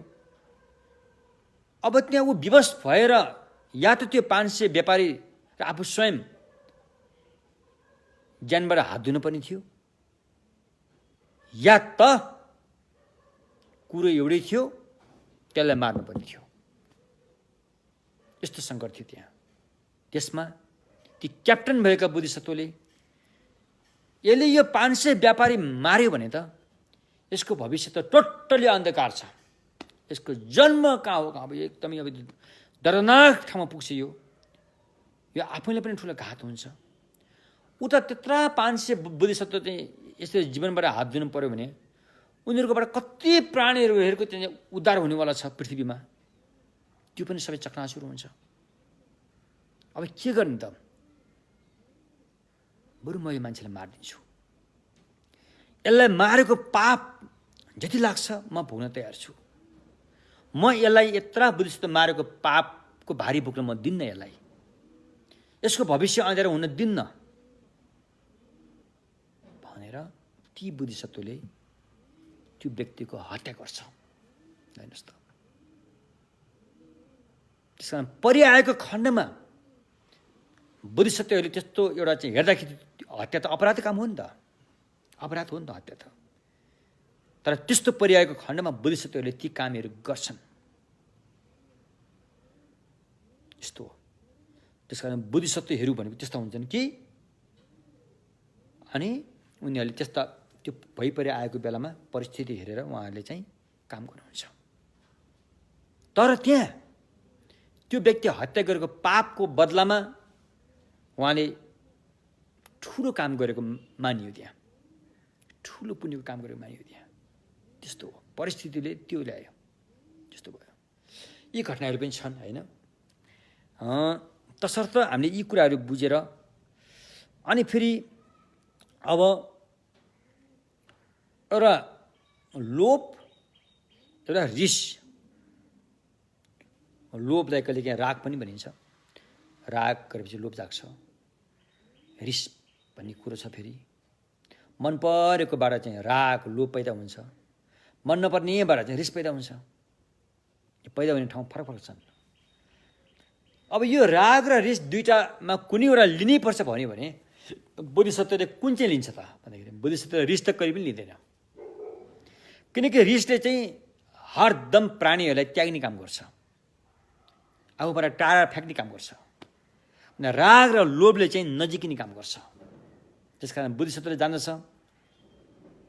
फ्याँक्नुभन्दा त्याग्नुभन्दा त नजिकिनु उचित हो भनेर उसले चाहिँ रिसलाई त्यागेर लोभलाई अपनाउँछ, रागलाई अपनाउँछ अरे होइन। किनकि त्यहाँ चाहिँ एउटा समाधान हुने अवसर छ नि त। लोभ राम्रो त होइन, राग राम्रो त होइन, नभए तापनि त्यहाँ सँगै बसेर केही न केही समाधानको बाटो खोज्ने अवसर त त्यहाँ छ नि। तर रिस गऱ्यो भने त त्यो अवसर पनि सबै त्यागिहाल्ने, सबै फ्याँकिहाल्यो नि, अवसरै छैन। एउटा सानो कुरा, एउटा व्यक्तिलाई फाँसी दियो भने, मृत्युदण्ड पाएको व्यक्तिलाई फाँसी दियो भने त्यहाँबाट काम सकियो। अर्को कसै व्यक्तिलाई हत्याको दोष लागेको अपराधीले फाँसी दिन्छ नि, फाँसी दिएपछि काम त सकियो। उसलाई कसले हत्या गर्न लगायो, यसको पछाडि के खर्च, सारा कुराहरू त त्यहाँ सकियो, टुङ्गियो। तर त्यसलाई फाँसी नदिकन त्यसलाई जीवित राखेर सोधपुछ गर्ने धेरै कामहरू त्यहाँ हुन्छ नि, त्यो अवसर त्यहाँ अझै पनि हुन्छ भने जस्तै हो। यो बोधिसत्वहरू पनि लोभ र रिस दुईटा मध्ये यदि लिनै पर्यो भने, लिन त अब दुइटै राम्रो कुरो त होइन त्यो, यदि लिनै पर्यो भने उहाँले लोभ चाहिँ लिन्छ, रिसलाई छोड्छ अरे। बोधिसत्वले कहिले पनि नअप्नाउने भनेको चाहिँ रिस हो। त्यसैले तपाईँले पनि रिसलाई चाहिँ कहिले पनि अप्नाउनु हुँदैन, किनकि त्यो चाहिँ जहिले पनि हानिकारक नै छ, जहिले पनि हानिकारक नै छ हो त्यो।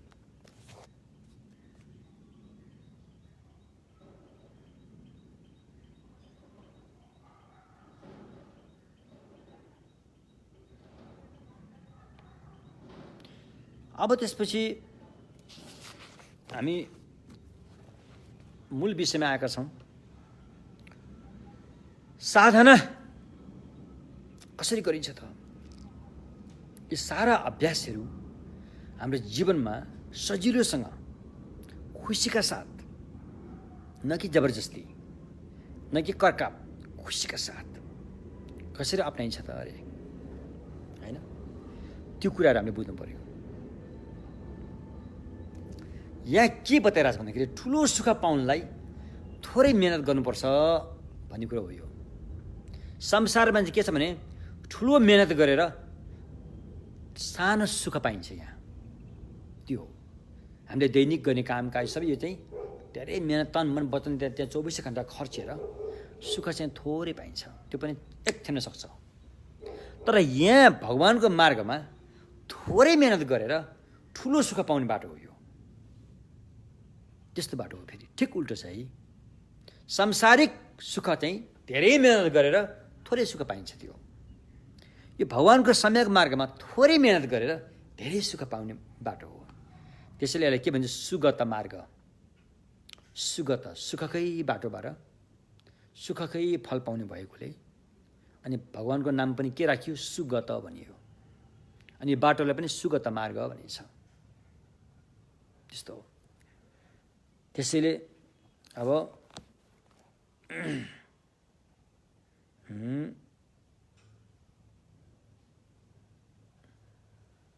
थोरै मेहनत त गर्नुपर्छ नि त, होइन? भातको गाँस मुखसम्म पुग्दाखेरि त हात उठाउनु पर्यो भने थोरै मेहनत त गर्नु पर्यो नि त। यत्रो महान सुख पाउनेवाला छौँ हामी, होइन? हाम्रो बिन्दु पुग्ने बिन्दु त महान सुख छ, त्यहाँ पुग्नलाई अलिकति मेहनत गर्नु पर्यो नि। जसरी बिरामी रोगी व्यक्तिलाई डाक्टरले उसको रोग निको पार्नलाई तितो दबाई खा भन्छ, बिरामीलाई खान मन लाग्दैन त्यो। तर रोग निको हुनु त ठुलो अवस्था, राम्रो अवस्था हो नि त। त्यो अवस्था प्राप्त गर्नलाई थोरै तितोलाई पनि हामीले सहनु पऱ्यो नि त, सहेर खानु पऱ्यो नि त। यो कुरो पनि त्यस्तै हो, होइन? जसरी रोगी, होइन, जसरी बुद्धिमान रोगीले, बुद्धिमान बिरामी व्यक्तिले उसको रोग निको पार्नलाई राम्रो के अरे उसले औषधि जतिसुकै तितो, जतिसुकै अब भनौँ न, अब औषधि त प्रायः जस्तो फोहोरी चिजबाट पनि बन्छ नि, होइन? हामीले के थाहा त्यो केबाट बन्छ? त्यहाँ दिसा पिसा पनि हुनसक्छ, जे पनि हुनसक्छ औषधिमा, होइन? सर्पको विष त हुन्छ त्यहाँ, जे पनि हुन्छ। त्यो औषधिहरू केबाट बन्यो भनेर उसले खासै केही ध्यान नदिएर मात्र मेरो रोग निको हुन्छ भन्ने ख्याल राखेर उसले सेवन गर्छ, होइन? त्यस्तै बोधिसत्वहरूले पनि यो भव संसार त दर्दनाक छ भने जान्दछ, भव संसार दर्दनाक छ भने उसले जान्दछ। जान्दा जान्दै पनि अरूको हित गर्न ऊ त्यहाँ लाग्छ, किनकि भविष्यमा महासुख प्राप्त हुन्छ। यो गरे बापत उसले भविष्यमा सम्मासम्म बुद्ध भूमिमा पुग्छ, यो उसले जान्दछ। त्यो हिसाबले यो भव संसारमा रहेर प्राणीको हित गर्नु त्यति जटिल त होइन भनेर उसले जान्दछ, त्यति गाह्रो होइन भनेर उसले जान्दछ, होइन? त्यस्तो हो। एउटा घटना म भन्छु, बोधिसत्वहरूले कहाँ कुन हदसम्म पार गर्छ भनेर, कुन हदसम्म, यदि अरूको हित हुन्छ भने कुन हदसम्म पनि उसले पार गर्न पछि पर्दैन भन्ने कुरा म सानो एउटा विसन्तर राजकुमारको घटना बताउँछु। विशन्तर राजकुमार भगवानको पहिला जुनीको कुरा हो यो। उहाँ विशन्तर एउटा दण्ड सजायको भागीदार बन्नुहुन्छ कि उहाँले यस्तो एउटा चिन्तामणि चाहिँ आफ्नो शत्रु बनेको देशलाई उनले चाहिँ दान दिन्छन्। अनि त्यो देशको नियमले उनलाई चाहिँ 12 वर्षसम्म वनवास पठाउने कडा नियम लागू गरिदिन्छ। अनि विशन्तरले आफ्नो श्रीमती मदिरानी र जाली कुमार आफ्नो छोरा एउटा छोरी जाली कुमार र जालिनी छोराछोरीलाई लिएर उनी चाहिँ बङ्क पर्वत भन्ने एउटा विशालु जङ्गल, घना जङ्गल, त्यहाँ 20 भएको जङ्गल हो। त्यहाँ विशाल भनेको त्यहाँ बाघ भालु यो जङ्गलले खतरा जनावर बस्ने ठाउँ पनि हो त्यो। त्यस्तो ठाउँमा चाहिँ 12 वर्षको लागि वनवास पठाइदिन्छन्। त्यहाँ उहाँले धेरै कुराको चाहिँ समस्याको चाहिँ सामना गर्नु पर्यो। आखिरमा उहाँले आफ्नो छोराछोरी पनि अरूको हितको लागि, छोराछोरीको अनुमति लिएर नि अरूको हितको लागि उहाँले दान दिनुहुन्छ। र अन्धो व्यक्ति आएर आँखा दान माग्छ, उहाँले आँखाको गेडी पनि निकालेर दान दिनुहुन्छ। उहाँ अन्धो बन्नुहुन्छ। अब उहाँसँग केही थिएन, न त आँखा थियो, न त छोराछोरी थियो, मात्र आफ्नो श्रीमती थियो मदिरानी। उहाँको श्रीमतीको नाम मदी भनिन्छ। मदिरानीले ती अन्धो आफ्नो लोग्ने अन्धो भइसकेको थियो। छोराछोरीबाट विष्णु भएको पीडा त उनलाई छँदै थियो।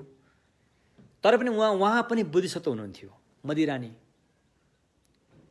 उहाँले आफ्नो छोराछोरीको विष्णु भएको पीडा, आफ्नो लोग्नेको आँखा नभएको पीडालाई खपेर सहेर भएर पनि विशन्तर राजकुमारको अभ्यासमा डटिरहनु भयो। हेर्नुहोस् त, कुनै महिलामा कस्तो साहस हुन्छ, यो अचम्मको कुरा छ। डटिरहनु भयो। उहाँले पहिले भन्नुभएको थियो, विशन्तर राजकुमारले त पहिल्यै उहाँलाई भन्नुभएको थियो, तपाईँ राजकुमारी हुनुहुन्छ, तपाईँ सुख शयनमा बसेको व्यक्ति हुनुहुन्छ, तपाईँ मेरो साथमा जङ्गलमा नआउनुहोस्। भोलि गएर तपाईँले धेरै कुराको समस्याको सामना गर्नुपर्ने हुन्छ। म त कसैले मुटु माग्यो भने त्यो पनि म दिन सक्छु, त्यस्तो साहस छ ममा। त्यसकारण भोलि त्यहाँ केही पनि हुनसक्छ। त्यसैले तपाईँ म नआउँ, 12 वर्षसम्म तपाईँ माइतमा गएर बस्नु, वा तपाईँलाई कहाँ कसरी तपाईँलाई राम्रो लाग्छ त्यही गर्नु भनेर भन्दाखेरि मदिरानीले सुखमा सुख, दुःखमा दुःख भन्नुभयो। सच्चा प्रेम भने चाहिँ त्यहाँ देखिन्छ। सुखमा सुख, दुःखमा दुःख। तपाईँ दरबारमा बस्दाखेरि मैले जुन सुख सयल थियो, म त्यसमा सहभागी भएँ। अब अहिले आएर यस्तो दुःख बेलामा म तपाईँलाई कसरी छोड्न सक्छु? त्यसमा पनि मेरो बराबरको हकदार हुन्छ, बराबरको हिस्सा हुनेछ। तपाईँ बुद्ध हुने बाटोमा जुन लाउनु भएको छ, म त्यहाँ कहीँ पनि चोट पुग्नेवाला काम गर्ने छैन। त्यो काममा मबाट हजुरलाई मद्दत नै मिल्नेछ, न कि हानि। यस्तो किसिमले स्वीकारेर सँगै गएको हो नि त उनी। अब त्यस्तो परिस्थितिमा बच्चाहरू पनि दान दिइसकियो, लोग्नेको आँखा पनि दान दिइसकेको छ। उहाँले त्यो जङ्गलको फलफुलीहरू टिपेर ल्याएर उहाँलाई खुवाउनुहुन्छ। यस्तो भयो कि त्यो जङ्गलका जुन बाघ भालुहरू सबै पनि उनीहरूको मनमा पनि उहाँहरूप्रति दया जाग्यो।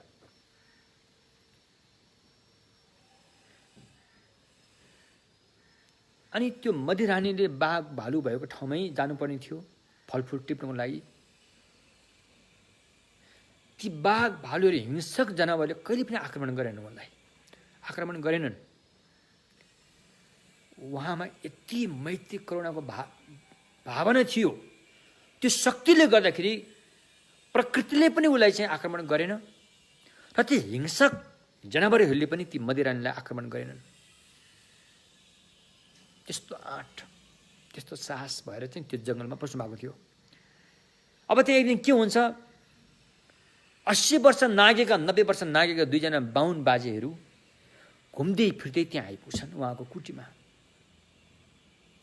आइपुगेर भन्दछन्, विशन्तर हजुर त धेरै दानी राजा रे, धेरै दान दिनुहुन्छ अरे भन्ने कुरा हामीले सुन्यौँ। तपाईँको नाम एकदमै ख्याति छ, तपाईँको कीर्ति फैलिएको छ। हामी अब बुढा भयौँ, हाम्रो सेवा गर्ने कोही पनि छैन, हामीले पनि कुनै सेवा गर्ने छ भने हामीले दान दिनु होला भन्छन्। अनि विष्णु राजकुमारले त्यस्तो सेवा दिने त कोही छैन त, मैले त दरबार त छोडेर आइसकेँ यहाँ, म त खाली हात छु, मेरो श्रीमती छन्, म छु, मेरो बच्चा पनि मैले बच्चा भएर दान दिन्थेँ, म बच्चा पनि छैन भनेपछि अनि उनीहरूको आँखा उसको स्वास्थ्यमा जान्छ, श्रीमतीमा जान्छ। तपाईँसँग छ यी सुन्दर राजकुमारी मदिरानी हुनुहुन्छ नि, उहाँलाई हामीलाई दान दिए हुन्छ, उहाँले हाम्रो सेवा गरिहाल्नुहुन्छ नि भन्छन्। भयो अब त्यहाँ अनि विष्णुताले यसो आफ्नो श्रीमतीको आँखा हेर्नुहुन्छ, श्रीमतीले मान्नुहुन्न। म कुनै पनि हालतमा यी बाहुन बाजेहरूसँग जान्न भन्नुहुन्छ। किनकि तपाईँले अहिले मेरो खाँचो छ, किनकि तपाईँको आँखा छैन, तपाईँ अन्धो भइसक्नु भएको छ, तपाईँलाई मेरो सेवाको खाँचो छ। अहिले म तपाईँको दानलाई, तपाईँको दान गर्ने कामलाई बाधा गरेर म जान नचाहेको होइन, तपाईँलाई अहिले मेरो सेवाको खाँचो छ, त्यसैले म यी बाहुन बाजेहरूसँग जान्न भन्नुभयो। यति भन्दाखेरि विष्णुताले भन्नुभयो, हेर मदी, यदि साँच्चै नै तपाईँ चाहिँ मेरो अभ्यास साधनामा मद्दत दिन चाहनुहुन्छ भने तपाईँलाई जुन सेवा मलाई दिनुभएको छ त्यो सेवा यिनीहरूलाई दिनुपर्छ भन्नुभयो। जुन रूपमा तपाईँले मलाई श्रीमान भनेर मान्नु भएको छ, यिनीहरूलाई पनि त्यही श्रीमानै मानेर त्यही तपाईँले सेवा दिन सक्नुहुन्छ। यस्तो भनेर दान दिनुहुन्छ। ल हेर्नुहोस् त, त्यस्तालाई भगवान भनिन्छ। त्यस्ता ऋषिमुनिहरू चाहिँ पक्का ऋषि मात्रै नभएर ऋषि मुनि हुन्। अरू श्राप दिनेहरू त ऋषि मात्रै हुन्, तिनीहरूलाई मुनि भन्न सुहाउँदैन। श्राप दिनेहरूलाई ऋषि मात्रै भनिन्छ, मुनि भन्न सुहाउँदैन। ऋषि मुनि भनेर त यस्तालाई भनिन्छ। आफ्नो आँखा पनि दान दियो, एकदम माया लाग्ने बालबच्चा पनि दान दियो, आफ्नो जीवनको आधी भाग श्रीमतीले पनि दान दियो। दान पनि कसरी दियो? जसरी उसलाई सेवा गर्नु त्यसरी उसलाई सेवा गरेर। ल हेर्नुहोस् त, पुरै समर्पित भएर दान दिएको हुन्थ्यो त। वास्तवमा ती दुईजना बाहुन बाजेहरू साधारण बाहुन बाजे थिएनन्। विष्णुतर राजकुमारको अभ्यासको परीक्षा गर्नलाई स्वयं इन्द्र र ब्रह्मा देवताले त्यो बाहुन बाजेको रूप धारण गरेर आएका थिए। विष्णुतरले के गरे उनीहरू सबै हेर्दै थिए। यो अन्तिम उहाँको चाहिँ परीक्षा के थियो भन्दाखेरि, यदि मदिरानीलाई पनि कोही आएर चाहिँ मागेर लिएर गयो भने विष्णुतरको बेहाल हुन्छ, यो हुन दिनु भएन भनेर त्यो ब्रह्मा देवता र इन्द्र देवता त्यो रूप धारण गरेर आएर अनि त्यो मदिरानी मागेका थिए। यसरी मागेर लिएर गए। अब विष्णुतर त अन्धो थिए होइन, उनीहरूले देख्न सक्ने अवस्था थिएन। फेरि ती रानी फर्काएर लिएर आएर विष्णुतर, तपाईँले दिएको भिक्षा हामीलाई आवश्यक छैन, यो तपाईँलाई नै आवश्यक छ, हामी फर्काउन आएका छौँ भनेर फर्काए। त विष्णुतरले हजुरहरूलाई दिइसकेको सेवकको लागि दिइसकेको कुरा म पुनः फिर्ता लिनुपर्ने छैन भन्नुहुन्छ। लिनुहुन्न उहाँ। तर ती दुईजना ब्राह्मणले के भन्छन्, हेर्नुहोस्, तपाईँलाई फिर्ता दिएको होइन, यिनी त हाम्रै नै हुन्, हाम्रो सेविका भइसकिन्, तर तपाईँका नासो छोडेर जान आँट्यौँ हामीले, तपाईँलाई नासो छोड्छौँ। अब यो तपाईँले कसैले पनि दिन पाउँदैन, यो तपाईँको सम्पत्ति होइन, तपाईँले दान दिनु मिल्दैन, अब उहाँलाई यो तपाईँसँगै नै राख्नुपर्छ, यो हाम्रो नासो हो भनेर यस्तो किसिमले भनेर चाहिँ विष्णुतरका छोडेर जान्छन्। त्यसकारण यी बोधिसत्वहरू भनेको चाहिँ भविष्यमा बुद्ध हुन चाहने व्यक्तिहरू यस्तो किसिमले अभ्यासमा उनीहरू लागि परेका हुन्छ कि उनीहरूको लागि मात्र प्राणीको हित भयो भने पुग्यो, अरू के पनि चाहँदैन उनीहरू, के पनि चाहँदैन। न त आफ्नो इन्द्रिय नै चाहन्छन् उनीहरू, न त आफ्नो संसारको सुख पनि चाहन्छन्, न त आफ्नो परिवार नै चाहन्छन्। उनीहरूले परिवारको पालन पोषण गर्ने, आफ्नो जीवन जिउने त मात्र अरूको लागि मात्रै हो, अरूको हितको लागि मात्रै हो। यस्तो किसिमले चाहिँ बुद्धिसत्वहरूले चाहिँ साधना गर्नुहुन्छ। र त्यो साधना चाहिँ कसले गर्छ? यो मानव चलामै गर्छ। फेरि अधिकांश मानव चलामै गर्ने हो। यो गरेमा हामी सबैले गर्न सक्ने काम पनि हो फेरि हामी सबैले गर्न सक्ने काम हो हामी त अल्छी अटेरी स्वार्थी भएर मात्रै यस्तो काम गर्न नसकेको यदि हामी अलिकति अगाडि बढ्ने हो भने त यो काम गर्न सकिन्छ हैन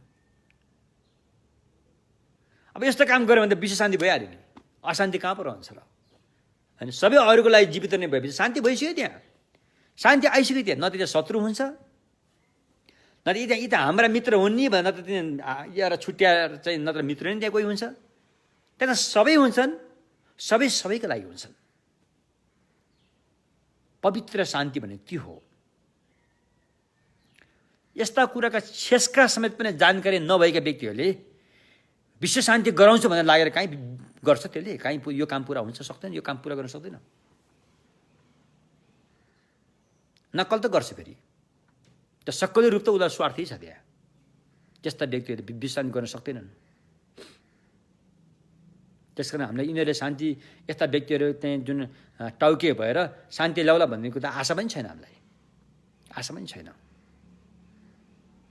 त्यो शान्तिको स्रोत उनीहरूमा हुनु पर्यो नि ती टाउकेहरूमा त्यो विश्व शान्ति गर्छु भनेर लागिपरेका टाउकेहरू छन् नि उनीहरूमा शान्तिको स्रोत हुनु पर्यो नि सोच हुनु पर्यो नि एउटा भिजन हुनु पर्यो नि तब नै विश्व शान्ति हुन्छ नत्र कसरी शान्ति हुन्छ धनी अशान्ति भएर जान्छ कुरो त्यस्तो हस् यति भन्दै